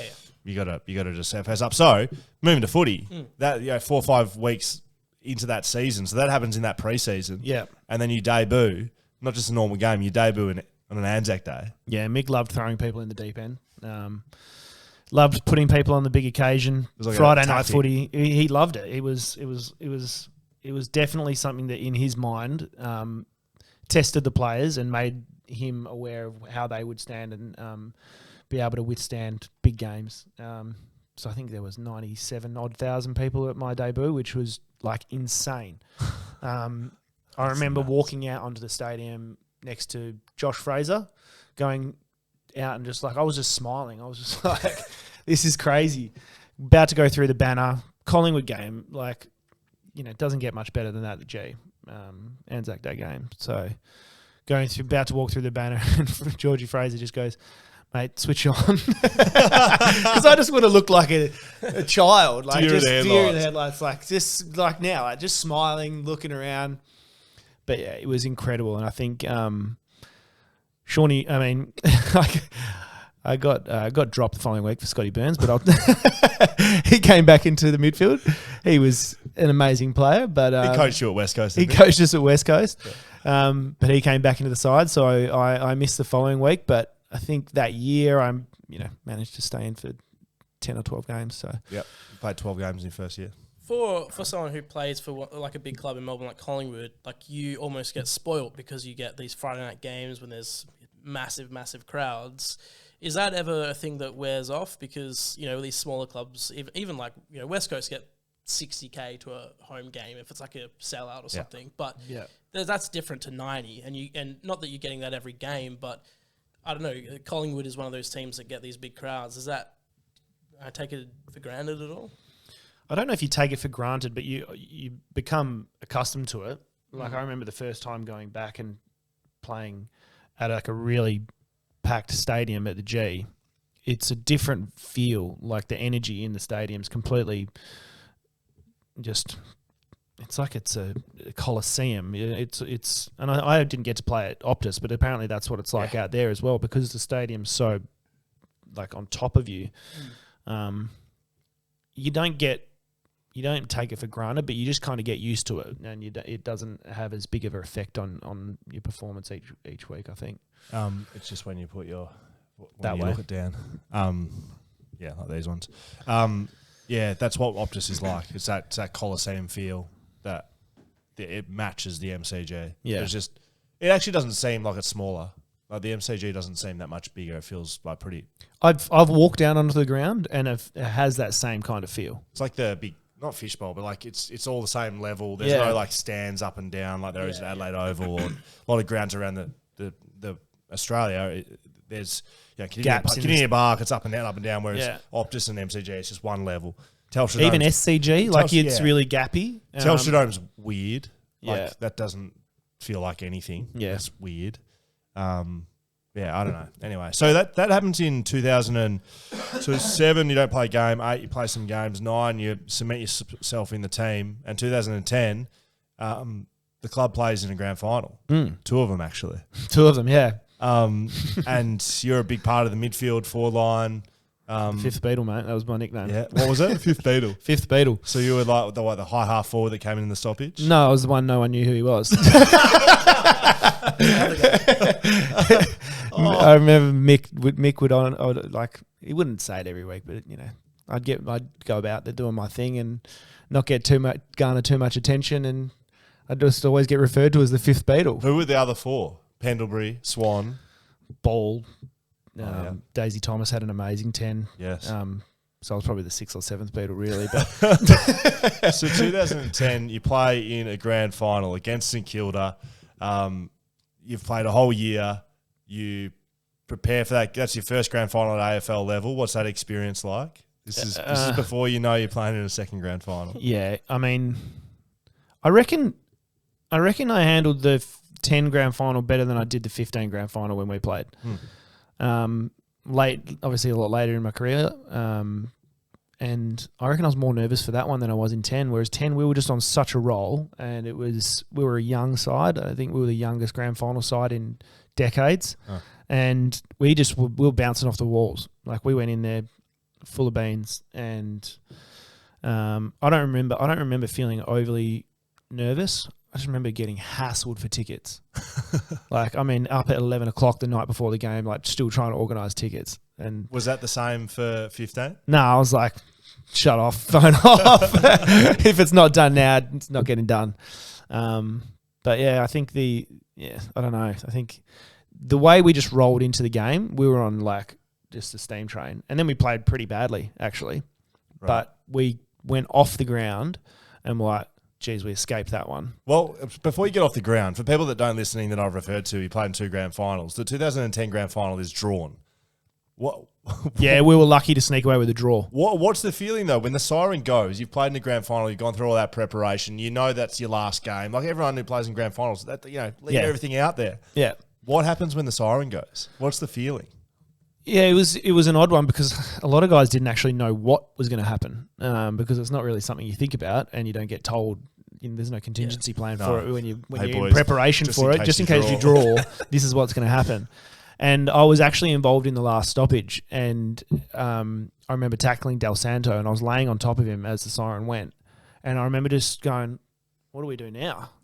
Saying that, and he was like, "I don't know." And then we were just kind of all laying around on the grass. Maxi got up really quick and started walking around, and he was like, "What are we doing? Extra time? What's the go?" He had no idea. And I just remember Demetrio walking out onto the ground, and he's just like, you could almost see the dollar signs in his eyes. So, you reckon he was happy? He was happy. And great contest, boys. Yeah, you'll be back next week. And we found out that we'd be coming back the following week, and it was a really odd situation. The change rooms flooded, so we couldn't go back into our own change rooms after the game either. So the toilets flooded. Oh my gosh! So we've gone into the old Richmond change rooms on the other side of the ground. I don't know if did you ever go in them? Nah. So it was like really old school change rooms, and we were in there. Mick and Eddie and I I think it was Greg Swan who was CEO at that stage. They're all kind of, congregating in the corner discussing, and then Mick just turned around and said, all right, we still went and did our post-game dinner at the Crown or the exhibition centre where we did it. Ya? Sat around and... So that's the family, friends and family one that everyone's paid a bunch of money to go to. Yeah, we still went and did that. And what was talked about? Like, how does that Mick go? I remember Mick made a really good speech just about, overcoming adversity and making sure that we all prepared the same way we did this week. And it was just a matter of enjoying being around our family because family and friends, everyone had made the journey to be there. And because that could have been the tipping point, right? Because like both teams would have to do the same thing to play again. It would have been how you reacted and that first 24, 48 hours, how you actually treated And we it. just went, all right, we just need to recover. And we're, a younger, we were like, we're a better team than especially the way we played. Yeah. We just knew if we get out there, we're going to flog them. Was there any, can you remember any changes from week to week? Presty a change? Or did he miss out, or he missed out the first one and was Leon missed out again. Yeah, Leon Davis. Leon Davis missed out, which is heartbreaking because he had an amazing year. I think he may have been All Australian that year. He had an incredible year, and then Tyson Goldsack came in. Right. So I think that was the only change. Tyson Goldsack played in that premiership. In the premiership, in the second game, didn't play the first game, which is pretty crazy. I think Presty ruled himself out prior to the first grand final potentially. So some of the memories and highlights that I remember, like Heath Shaw smothering Rewalt. Yeah, was that in the first one or the second one? That was the second one. That was the second one. Yeah, so that's what I was kind of like thinking about. I think that was going to be their first goal and we had 6 or 8 goals on the board early. already. Like we just went bang. And it was going to be their first goal for the game, and we were like, Yeah, well, I remember Nick Maxwell after the first game doing the post game, and you could tell he was like had no idea what was going on. Yeah, he was like, I remember. I think he said something like, "This is stupid. We should just be playing now." And which is the rule now. There's never going to be another draw. Correct. Yeah. Yeah, it doesn't make sense. I was stoked for it because so every year me and my friends get together for a big grand final party. It's probably one of my favourite days of the year. That morning I woke up with the puffiest eyes you've ever seen. I must have had pink eye or something. I have no idea. Oh, wow. And my eyes were like closed. I couldn't open them. And I just remember thinking, this is the worst. I can't go to this grand final party. So I sat at home and I watched it all by myself. And then found out. That's depressing. Why did you do that? Because you do the weirdest shit, I couldn't open my eyes properly. I didn't want to give get some eye drops. I couldn't give conjunctivitis to other people. It's highly contagious. Give people, you know what I mean? Like conjunctivitis, that's nothing on COVID. It's probably worse. And then all my friends got together the next week week. and I was there. It was great. Yeah. I was so stoked. I was in Vegas. I was on a table. And I honestly wasn't paying much attention to it. And I could see the sport. And I was like, they had it on a screen. We were there because we could kind of see it. And I was sort of sick of it. Like, you guys were playing like shit. I was like, this is stupid. I'm not watching. And I remember like literally just looking over my shoulder and seeing everyone laid out across the ground, like going to a couple of other, like, what the fuck's going on? What's happened here? Yeah, like, it's a draw. It's a draw. It was crazy. It was nuts. And yeah, I think other memories. Is this in the first or the second? The Bill and Bounce. No. Well, when that was the first. First. And so I don't know what the hell he was thinking. If he had I've seen that in slow-mo a few times the last week or so. If he had have gone a bit harder at the line of the way it was bouncing, like he could have gathered it, but yeah. You were involved in one, and I've spoken to you about it before. I reckon it must have been the first because it was a close game. So it was the first. St Kilda get a free kick. It was either out in the full or a free kick just outside 60, outside their defensive, like maybe 60 metres out. Sharrod's got the ball. Give the ball back to the St Kilda player. He goes to throw it, but has a brain fade or it gets stuck in the hand, or you can tell me what happened. Yeah. And it comes out and it goes just straight up in the air and it lands in between the player and Sharrod. Like, does not go straight. It should have been a 50-metre penalty. No, it was an honest mistake though. It doesn't matter. It does, and even the umpire said, he didn't mean to do that.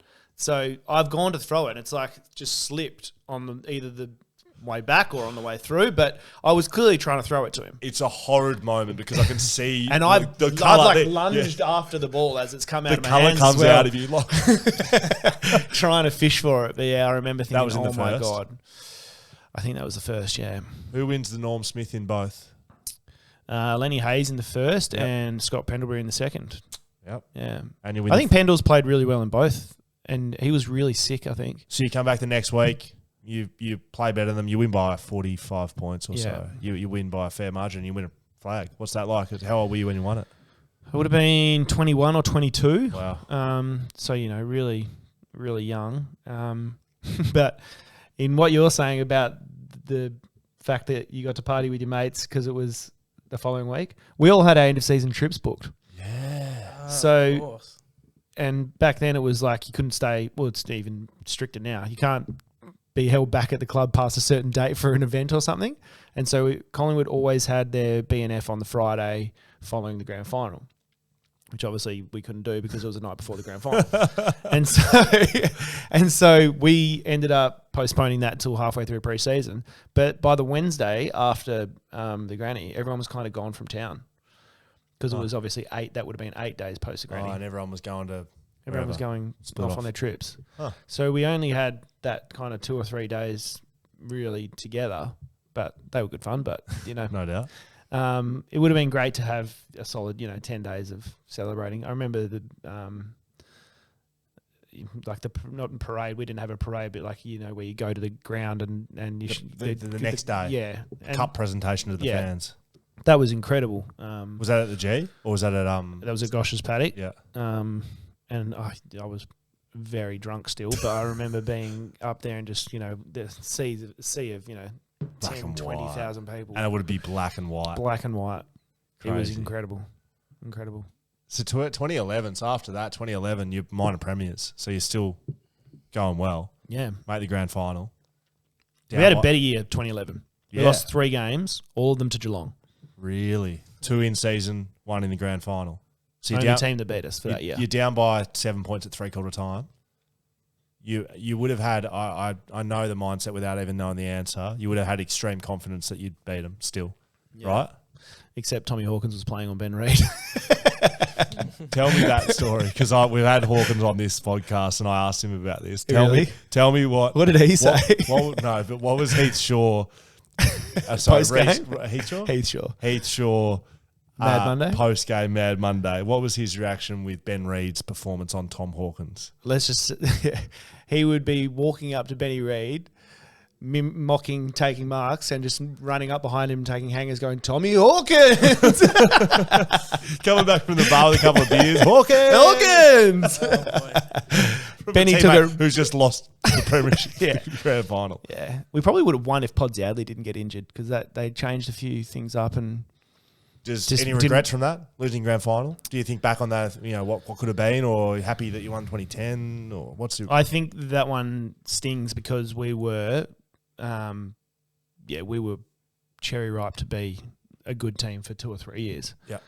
All those older guys were just prime time. Yeah. And so to kind of let that one slip is pretty annoying. Yes. More so because it was 3 games lost to the same team for the whole year. What was it about Geelong? Was it a... It's because we flogged them in the prelim the year before, and they've got a good memory. They're a team that kind of memory bank stuff better than most, I reckon. Yeah.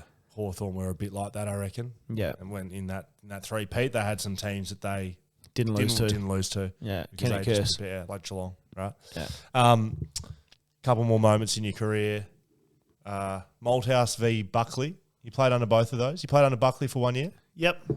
Malthouse Played with Buckley. Bucks as well 1 year. Wow. So I actually had a good relationship with him as a guy, Huh. as a teammate and as a mate, Yeah.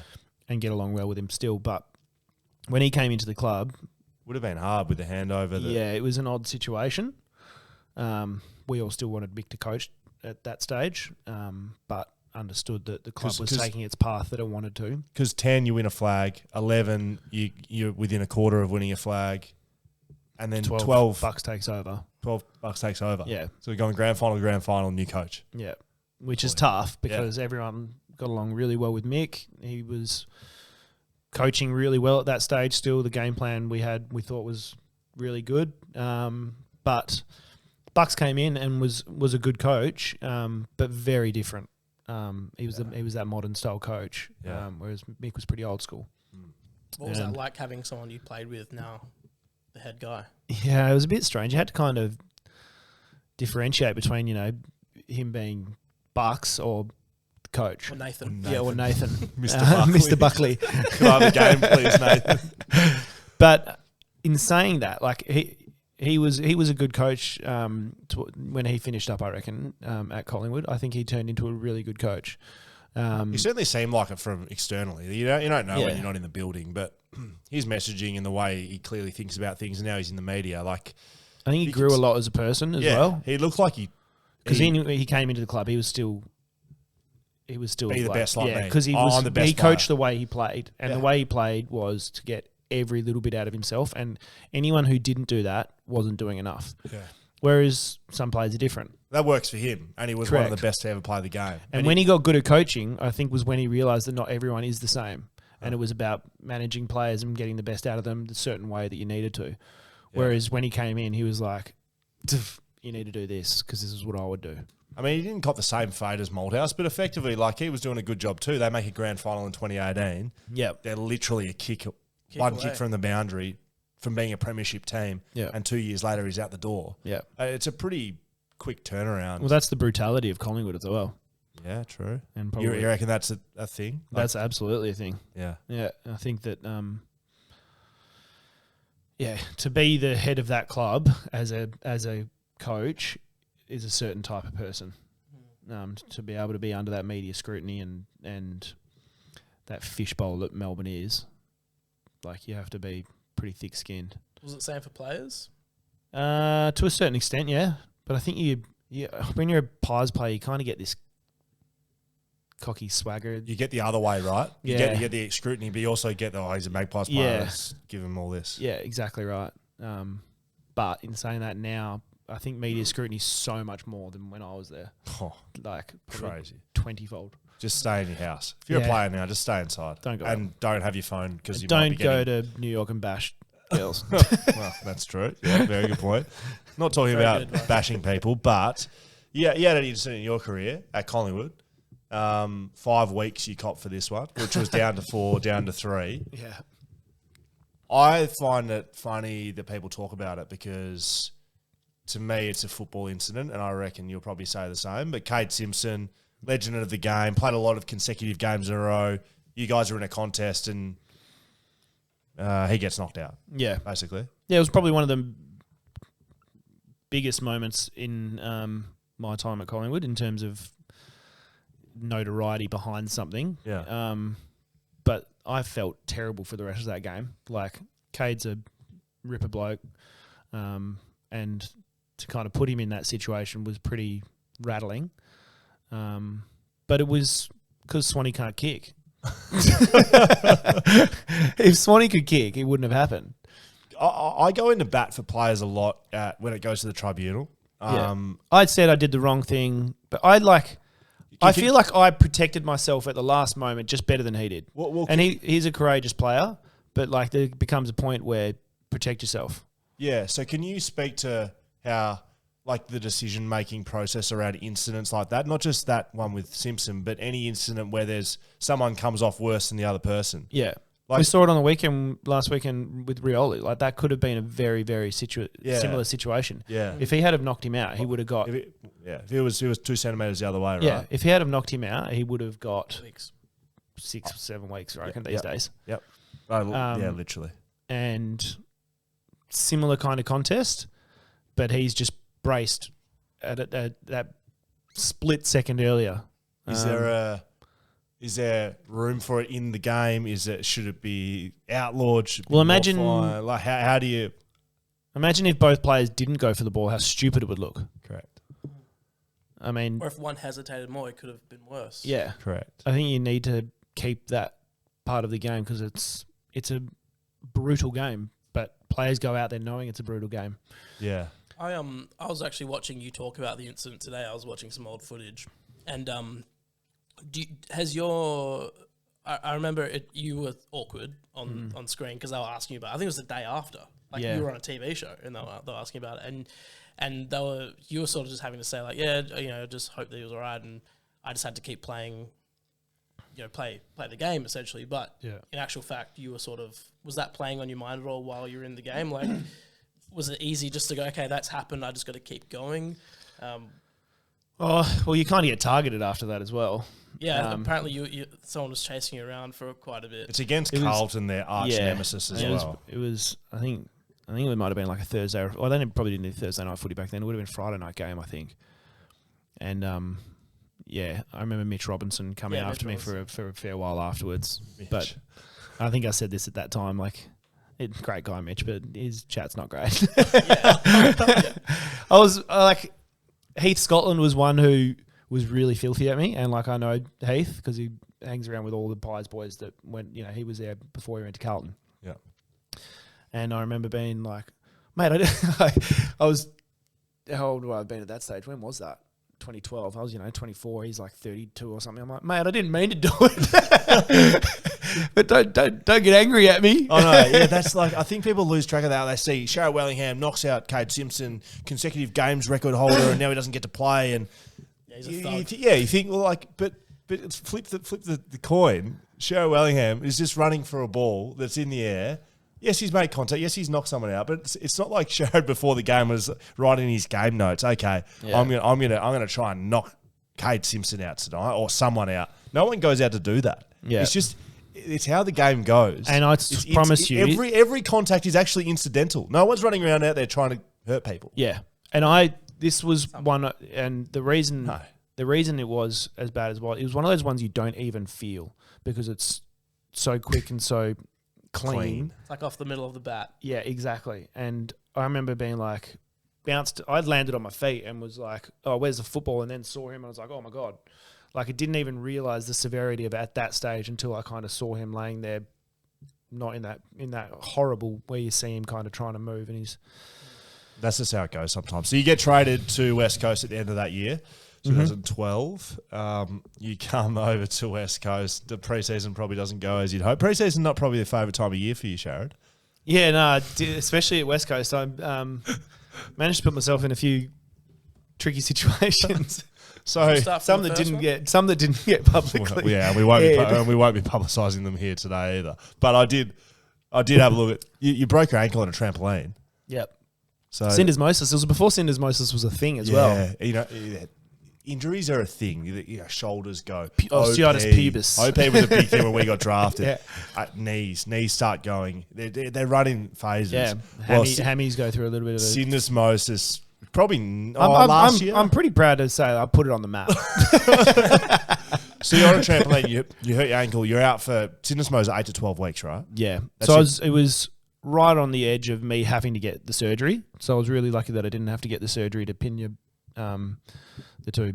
Tom Cole, I think, has had syndesmosis surgery this year, so he's out for the season. Yep. Yeah. Dom Sheed was sort of on the boundary, so he's probably what Sharrod is. Yeah, so the syndesmosis is a funny one because it's just a little ligament, but there's like a sheath that runs up your leg and is attached to. It's a really weird injury to do because it feels like your two leg bones are like coming apart. It's a really strange, really strange. That little ligament, how doesn't much hold it? It doesn't hold it together. Oh my gosh, that's horrible. It's disgusting. That was a misfortunate. I thought I broke my leg. It hurt that much. What were you doing, like a flip or something? It was the same trick that he did in 2004. Is it under 13s? It was. I jumped off the trampoline. It was an in-ground, like a level ground one, and I've jumped off the trampoline onto the ground and just kind of landed with my foot in an awkward angle, and it didn't feel great. Did Mick Malthouse reach out to you when you got traded? Did he give you any sort of? Obviously, he was a West Coast coach, and did he ever, with you having a relationship with him, say here's what to expect, or? No, I don't think he did. Probably would have been nice for him to do that now. I think back. But no, he was gone. He kind of, not that he didn't hide away, but he kind of, let Nathan take the reins of the club and he didn't pop his head in. He didn't do anything like that. He was very it was like Clarkson Mitchell. Exactly the same thing, right? He just faded away. And so yeah, I didn't even have a any. text. Hey, What mate. was it like? What was it like playing Collingwood for the first time? Do you remember? As a West Coast player? Where was it? I have no idea. Charlie, can you look that up, please? That's going to be a hard one to find, Charlie. Just give me a minute on it. Okay. It would have been 14, I think. Yeah. They would have been giving it to you. Do you remember? Do you remember copping it? Clearly not. No, I don't think I copped it from. I don't think I copped it from the fans or anything. What do you got, Charlie? So it was round 22 in 2013. You got 14 disposals, 14 touches for the day. You didn't play many games in 2013, so I think I only played yeah. again 10 or 12 or something. Yeah, it was at the G. Was it at the G? Yeah. I can't remember it. Yeah. I can't even remember. I don't think I ever played in it either. Okay, so We didn't play finals in You were 13, there. did we? Yeah. I was there. You were playing that day. I did not remember. Do we win or lose? Collingwood won by a decent margin. It was 101. And then we got flogged to by Adelaide 39. round. We got flogged by Adelaide round 23. I don't remember any of that at all. Was No it recollection. was it you always did. going to be West Coast? Yeah, Freo had more money and more years, but I didn't want to go there. Really? I grew up going for West Coast. So when the opportunity came to come home, it was a pretty... Look, it wasn't like I didn't entertain it, but I always wanted to play for West Coast. Yeah, and was... They played in Granny in 13 as well, so I was, Yeah, I was gonna say sitting there six- going, what the fuck did I do this for? I was going to say success, right? It's like Yeah. Freo had a good They patch had a in the good middle little there. patch there. But no, I was glad I made the decision to go to West Coast. So you're at West Coast, go through a couple of years, 2015, you have a good year personally, and we make the grand final Yeah. in 2015. You play in that game. Reflections on that? Having lost a grand final, won a grand final, and then... Drawn one. Yeah. Far out, 4 grand finals. I think the loss in 15 was... I felt like it was like the carpet getting ripped under from us because we built it up so well that year. And we were up against it. We had Eric McKenzie go out early in the year, Mitch Brown go out early in the year. Backline was very undermanned. It was me, Gov, you. And that Hanging was on a thread. we were hanging on the thread, and no one. I mean, you two are big, but we were pretty undersized backline, and so we kind of Made took it up. each week as we did. made it up. We made it up. Everyone I've spoken to that played in 2015, it was the funnest year of football I've ever had. It was so good. Because we had Adrian Hickmott as coach, and he pretty much just said, do whatever you want. Yeah. Like, not do whatever you want, but here's the keys to the car. You guys drive it. Like, I'm just going to help you along the way. But you need to be the ones making decisions. You need the ones helping each other out. Playing that year was fun. It was it was proper epic, fun. and because I remember feeling like we were underdog every week. Like they were like, oh, it'll come undone, it'll come undone, it'll come undone. But we just kept performing week in, week out, and then we got confident, and we had a lot of trust in our system, which I've just sort of... I don't have this written down.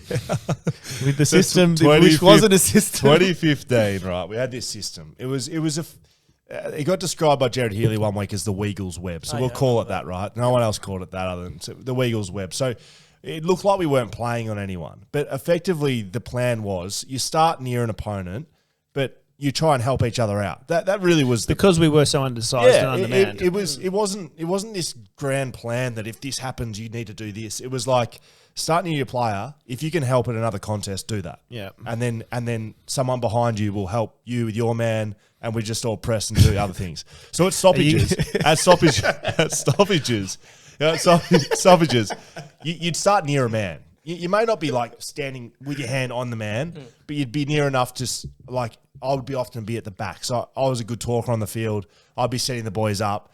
Sharrod, you go here. Charlie, you go here. Dan, Ned, you here. Kicking goals. And if you're close enough to a man, I personally could see who was aligned. It didn't matter if you weren't standing next to him though. Yep.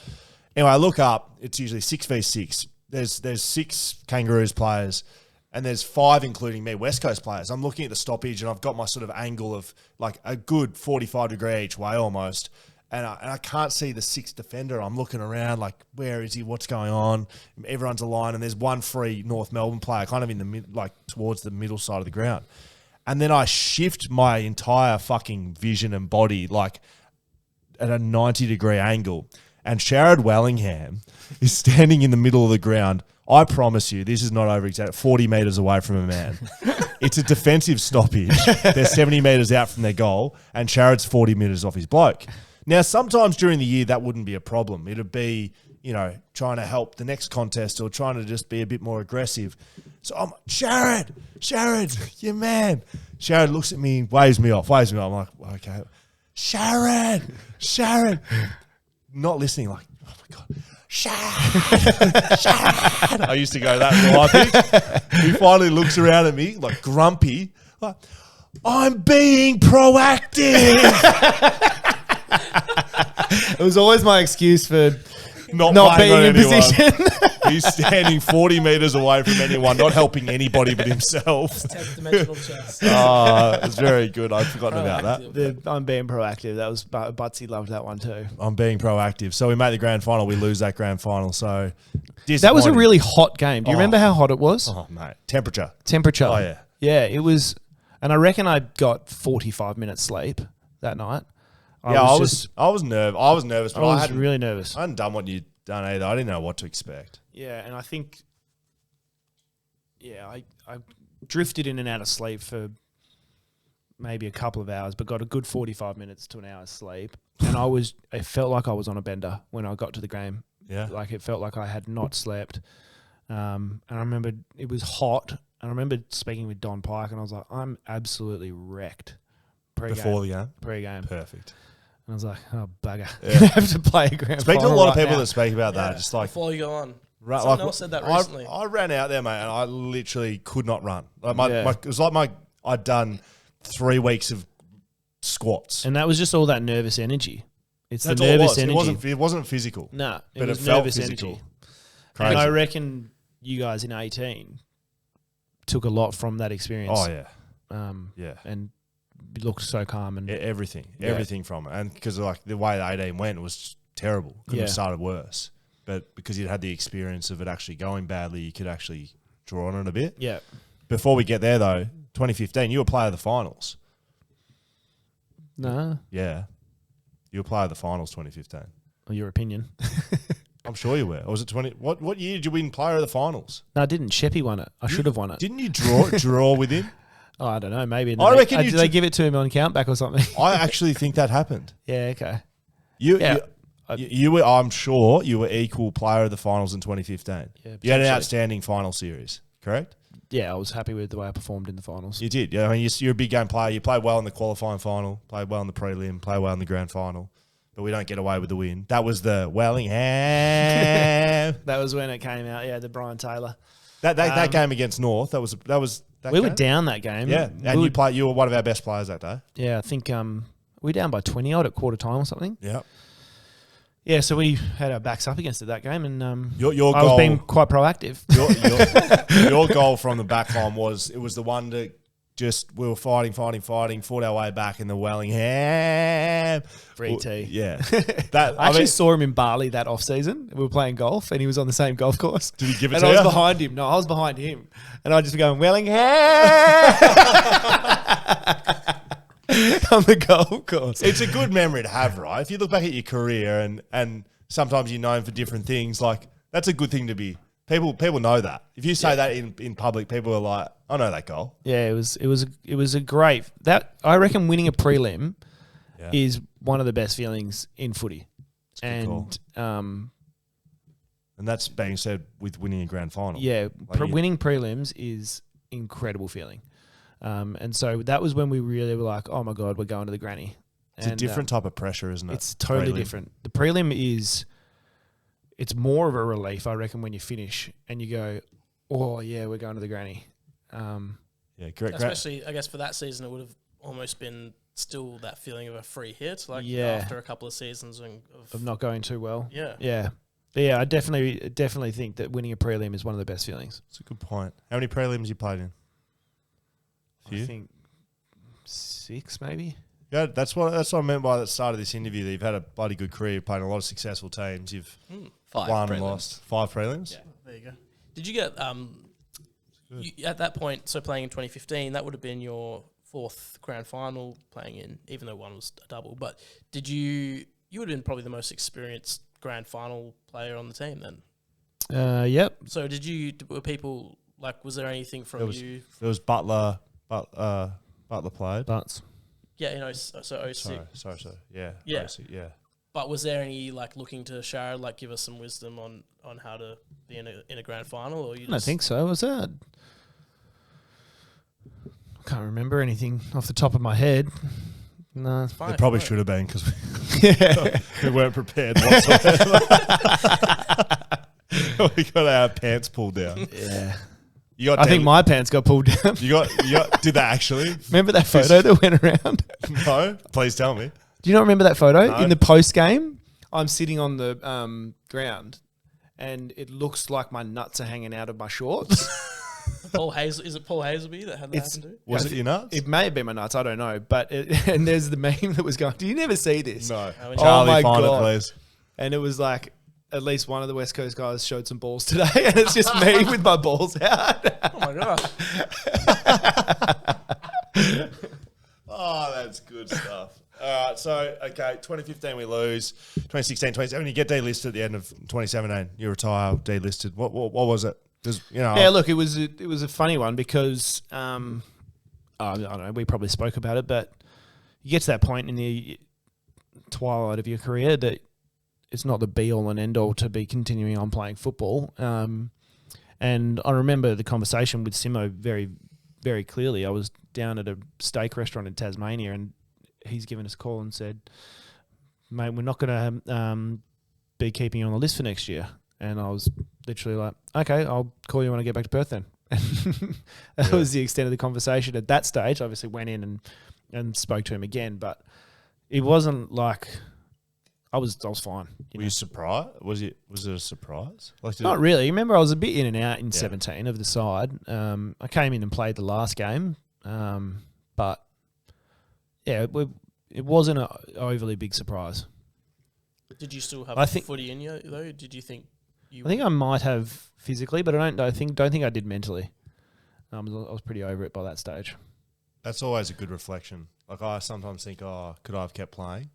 Maybe physically you could have, maybe. It's certainly a maybe. But mentally, when there's not many guys that finish up and kind of are okay with finishing up, at the time you're done mentally. It's like selling a house.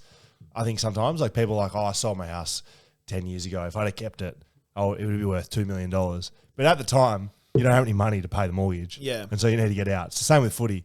Mentally, you get to that point and you've had enough, basically. I felt a little bit of relief. Relief? Yeah, I was like, oh, cool, I can go move on to the next thing, phase of my life.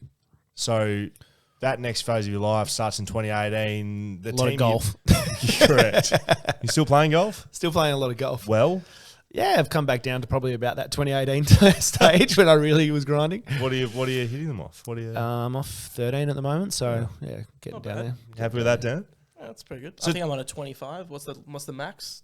36 is the max. Yeah, I'll be a 36. I'll be well over 36. I'm a terrible golfer. So 2018, right? You watched the team that you've played with for the last 6 years. Yeah. Have a decent year, but I mean, it wasn't like West Coast were the best team all year. It just wasn't like that. They go on, they win a premiership. What's that like? 1 year out of the game. Yeah, it was a tough one. But going into the game, I was in a win-win situation because you guys played the Pies. So in my mind, I was going for the boys, obviously having been with you the year before. But then in the back of my mind, I was like, fuck West Coast, I want Collingwood to win. It's the Sharrod Wellingham Cup, Collingwood West Coast. Yeah. And so I was going for all of you guys as my teammates. But then I was like, fuck, I hope Pies beat West Coast. Yeah. So is that still to this day? Are you a Pies supporter? I'm Pies West Coast. I even like Freo now. No, I reckon people come out of the game don't go for people. I don't actually go for West Coast. I go for Sydney. Yeah, I guess. Yeah, I guess every team that comes up, I just have like someone who I kind of go for in that team. You were at that game. I was. There's a good photo of us. I'm trying to pull it up. You were at that game. I cried. Yeah, look, I've got your puffy eye syndrome there. Puffy eye, yes. So we had Davo on the podcast last week. So this is a photo we're looking at with myself, Tori, and Sharrod. With me with my medal around my neck, basically. I remember a few photos of you on that day. Yeah. I don't have many on that day because I was so far out the back. I was the very last to come around. But I remember seeing you with Davo, one of my other really good mates. Like, it was hard for you, right? Yeah, I got emotional because if I had have still been on the list, in your mind you're thinking I could still be out there. And I was just, it wasn't like a sad. I was just like overcome with emotion. Yeah. And you were stoked. Yeah, I was like, fuck, this is amazing for you guys. Yeah. But then you're kind of thinking, oh shit, I could have still been out there potentially. Yeah. But it wasn't sad. It was just the whole emotion of it. Plus, you're hungover because it's grand final weekend. A couple of cashies. It's a pretty emotional day. The build up, the whole occasion, which you don't really experience when you're a player, in terms of the actual grandeur of the whole day. The halftime performance, the pre-game performances, and the whole experience of grand final. Whereas when you go there and you sit in the stand and you watch it and you're like, fuck, this is a big day. Yeah. This is a big day on the calendar. And then you kind of get to, I suppose, feel it in a different way. Yeah. We didn't skip over it, but when you were playing at Collingwood, you at some point in time lived with Lance, Buddy Franklin. So very relevant at this point in time. He just kicked his 1,000th goal. Yeah. Big point in his life, his career, his everything he's ever done. Yeah. And It'll never get done again. It won't happen again. It's crazy. And I look on the TV and I see Sharrod Wellingham in Lance's box. They're going to Lance's family and Sharrod's at the back. Well, explain your relationship with Buddy. So we both grew up in Perth. We both went to Wesley. He was a year above me, but didn't really hang out too much with the guys in his year. So he was obviously big into his footy growing up, and so Trinity had a lot of guys who's played state footy and stuff, and so he hung around a lot with the Trinity boys. So we banged around a lot as a teenager, I suppose. Yeah. And then when he was in Melbourne, when I got drafted, I just spent all my time with him. It was great to have somebody there who you're already friends with, and I suppose even though he'd already been over there 2 or 3 years or something, he was good to just kind of bounce stuff off of and. Did you live together? We lived together in 2011-12, around then. How does that work, living with someone that plays for another team?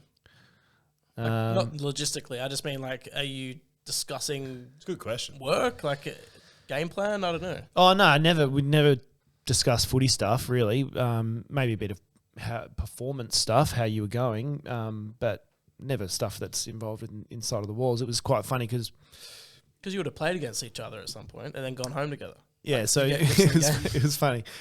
We played in finals against each other when we were living together a couple of times, and he's one of the most, I suppose, competitive pricks you'll ever meet. He is ultimate competitor. FIFA, pool, fucking anything. Like Lecker. Yeah. Just hates losing at anything. Yeah. And then take that tenfold when you go into a football field with him. So he wouldn't sometimes not talk to us the day of a game. We'd be just sitting on the couch, and Josh Gibson would come pick him up, and I'd be like, "I'll see you out there." And Josh Gibbo would rock up and be like, "Hey, how you going?" Blah, blah, blah. We'd talk, and then Bud would be like, "All right, see ya." Really? And then if he lost, he'd be fuming. Angry with you personally. Not with me. No. I mean, no, you felt like that Yeah. steaming. Yeah. And he'd be like, he'd just whinge about stuff. And what was Maxie doing this for? What was Maxie doing that for? They always had great battles. And there was a really good battle him and Taz had that would have been 12 when Taz came to the Pies. But do you remember when it was one of his best goals he kicked when up against the boundary line running towards the right pocket against the Pies, and he's kicked it inside Luke along Ball then along the ground. Yeah, kicked and a goal Ball, afterwards. He was filthy after that game. I don't think he came home for a couple of days. He stayed at Gibbo's. Really? Because you were playing in that side. That was the team that went So you into played the in a granny. prelim against your housemate. Yeah, which was pretty cool. I think he came into the centre square at one stage, maybe that game, and I was like, "Bud, what are you doing in here? Get out, mate." It's a strange concept. Yeah. That wouldn't happen that much, mate. Nah, it was great, and he was 2012 was one of his best years he had. 2012 was probably one of my better years we had. Like I felt like we were just on top of the world. Really, it was great. Yeah. That's cool. So he's moved on from that house of debauchery, probably, and he's gone on to kick 1,000 goals. Well, he met Jess while we were living in that house. Good. Okay. And Bud played. This is probably a little bit secret squirrels here, but Bud probably knew he was going to Sydney that year. Wheels were in motion for his mindset. I don't think anyone would think that he just rocked up and Sydney said, "Hey, you want to come play with us?" And That's a good idea. Yeah. What about that? So that played in part to my decision to wanting to go home as well. I was like, because he's going to Sydney next year, I might just go home this year. So what year was that? So I left 12, but I already knew he was going to Sydney. Yeah. That obviously didn't come out to the end of that following year though. Classic. I don't So know. you lost I you don't lost a know if mate. you're allowed to say. I don't know if that was allowed to be done at that stage in AFL trading. Okay, well, we'll just So be we'll careful with be that. We'll see how careful. many Maybe people check listen to this podcast. I don't want to get him in trouble. So like I was saying, so he met Jess that year, and she was based in Sydney, and so I think if he didn't meet Jess, I don't know if he would have grown into the person and player that he is now. Really? Yeah. Why? She is just an amazing person for him. He obviously had a few issues over those first couple of years up in Sydney, and I think that he's just grown into, an amazing. He was a boy. We were boys living in Melbourne, but he grew into a man over that And time. you think Jess had a lot to do with that? Oh, massively. She's an amazing woman. That's really cool. Was it always part of your career plans to head home? Like, did you think to yourself, eventually I'll come back and play in the West? Or Oh no, it wasn't my intention to play back here, but I knew I'd always come back to WA.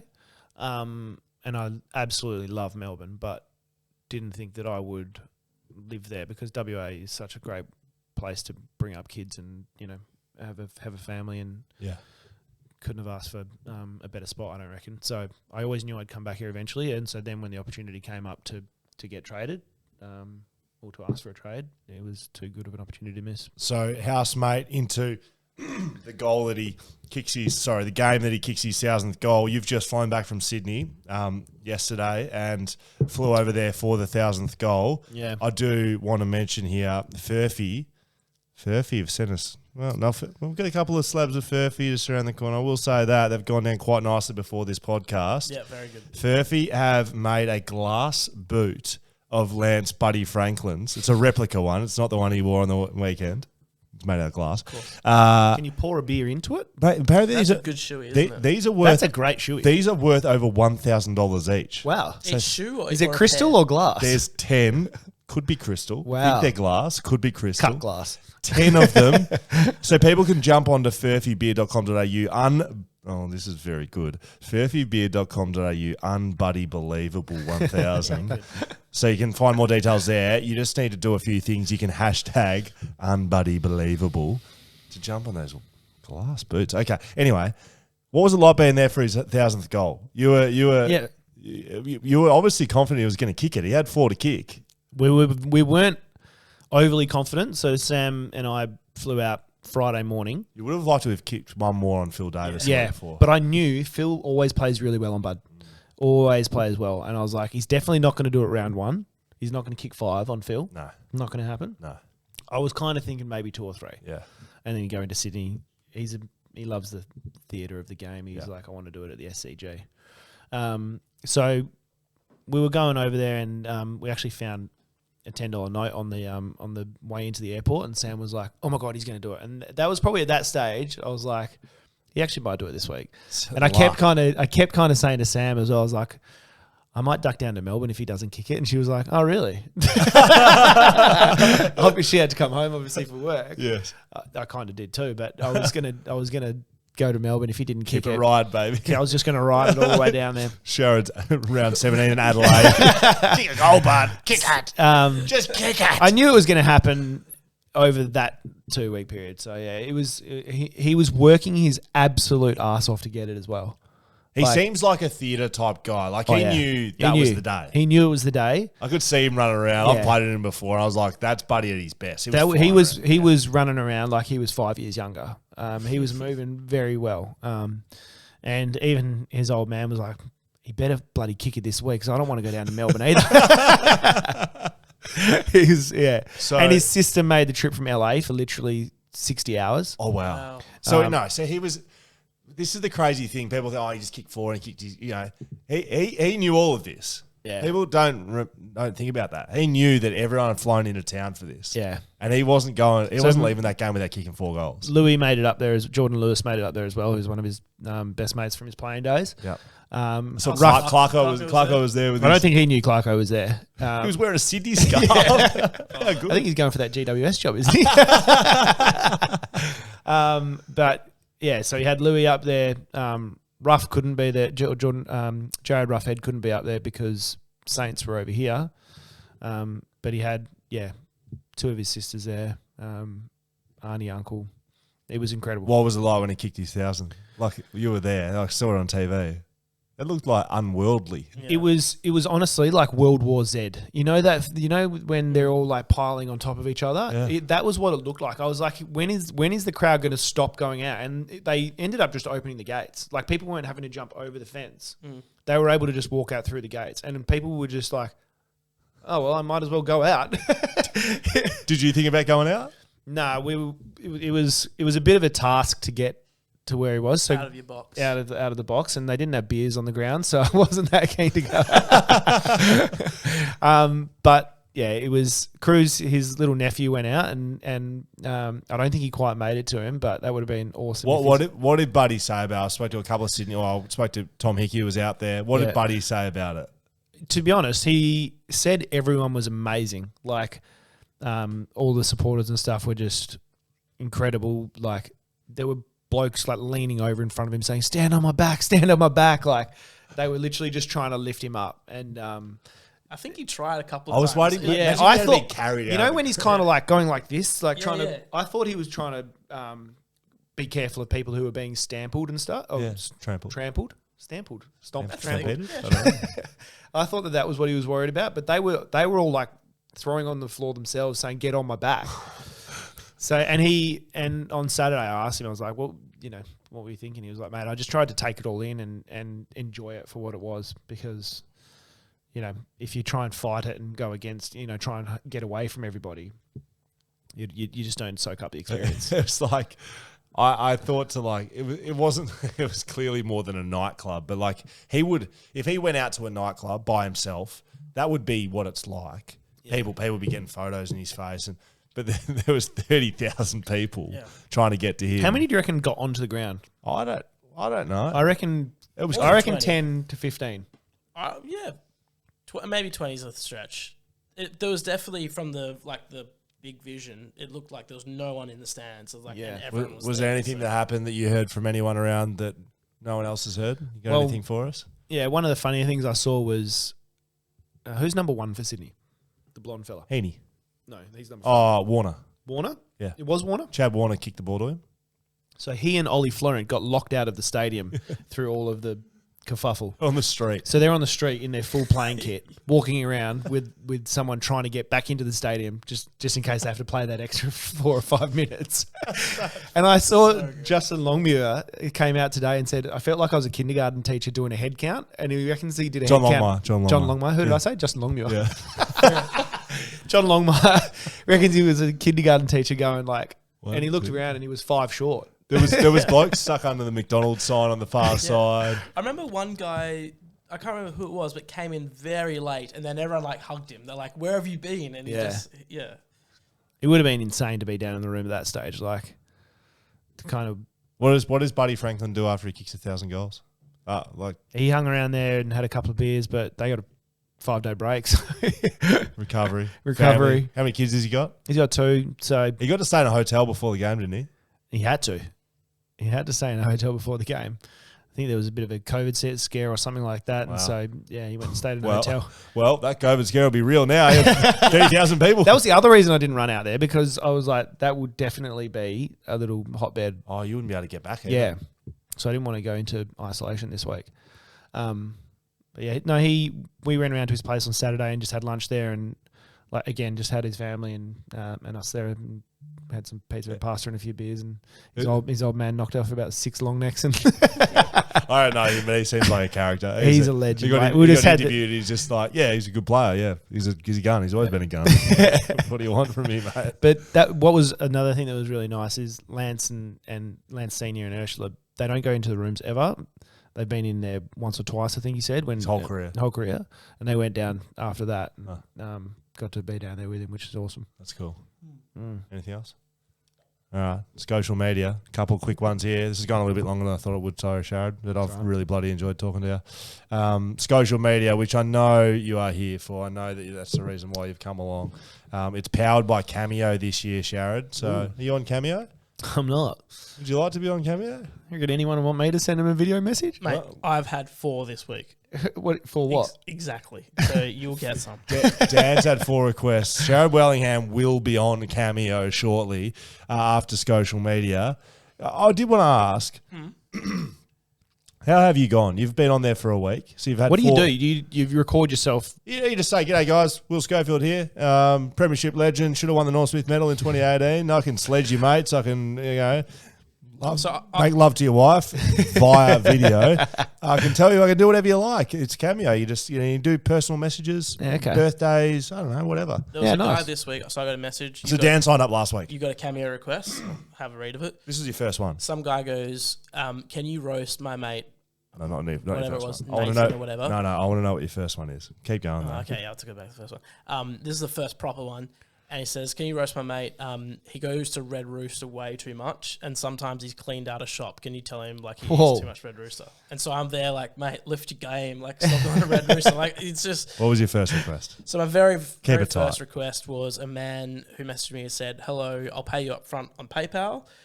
Could you send me a 90-second video of you taking your shoes off, then wriggle your toes in your socks, then take your socks off, wriggle your toes. Oh, wow. I'll send you $75. So, of course... $75 later. So, of course, I'm a little bit richer this week.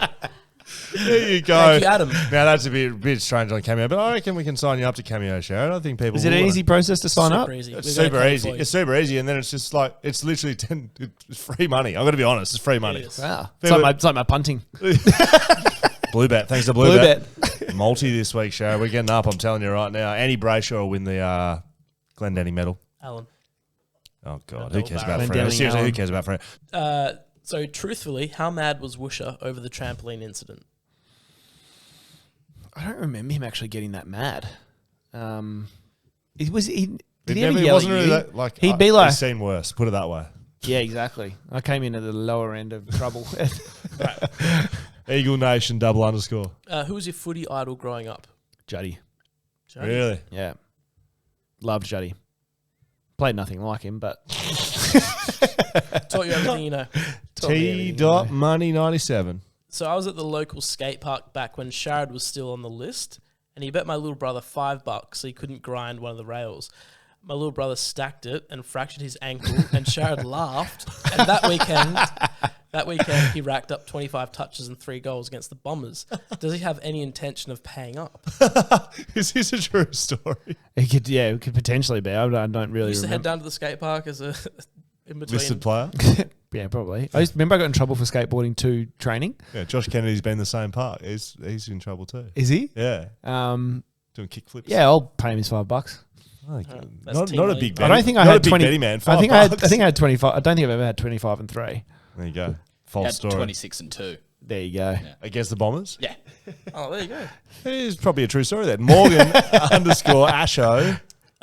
Goodbye. No. Oh, good day. Good day. Spells it that way. G'day, fellas. Good day. Sharrod, after your incident in 2008, what was it like at the club after losing one of their sponsors, and how close were you to ending your career? By the way, you suited the blue and gold much better. We've already covered that. Was it close to ending your career? Was it close to? Like I said, I didn't understand the magnitude of it at that stage, so I never actually felt like that until that 2 or 3 hour window when I was waiting for Eddie to come in and spray me. But then Pink blazer. In his pink blazer. But then, like I said, he came back in and was like, "We're going to be here for you." Blah blah blah. Raz_894. How often do you have people coming up to you saying Wellingham? Give it something. Wellingham. Not as often as I do it, just out the window driving down the street.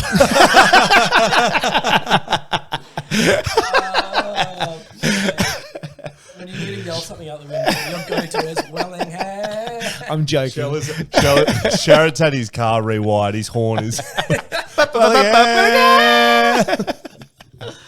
Nah, if you're out at a pub or something, blokes will do it. Do you get it once a night? Yeah, No. probably. I went out If to you're a out random at a pub. pub, yeah. But not walking Mate, down the street. That's decent. But I do wear the shirt. You know the one? Is there a shirt? Yeah. Shui. Talking about shirts. Yeah, the BackChat shirt. BackChat. I wonder if anyone's noticed. I noticed just- it when I walked in. You just let us know if you like the BackChat shirt. We might have a few more lying around, Charlie. Don't worry about that. Last one for social media. Thanks to Cameo, BJ Harris 87. How many games are you going to play for SNESA? Snezzer. Snezza. Well, Scully, you pulling I on just the had an face? invite from the coach to what's happening this Thursday. What's Snazzy? You guys are talking about as if you... Sorry. St. Norbert's old boys.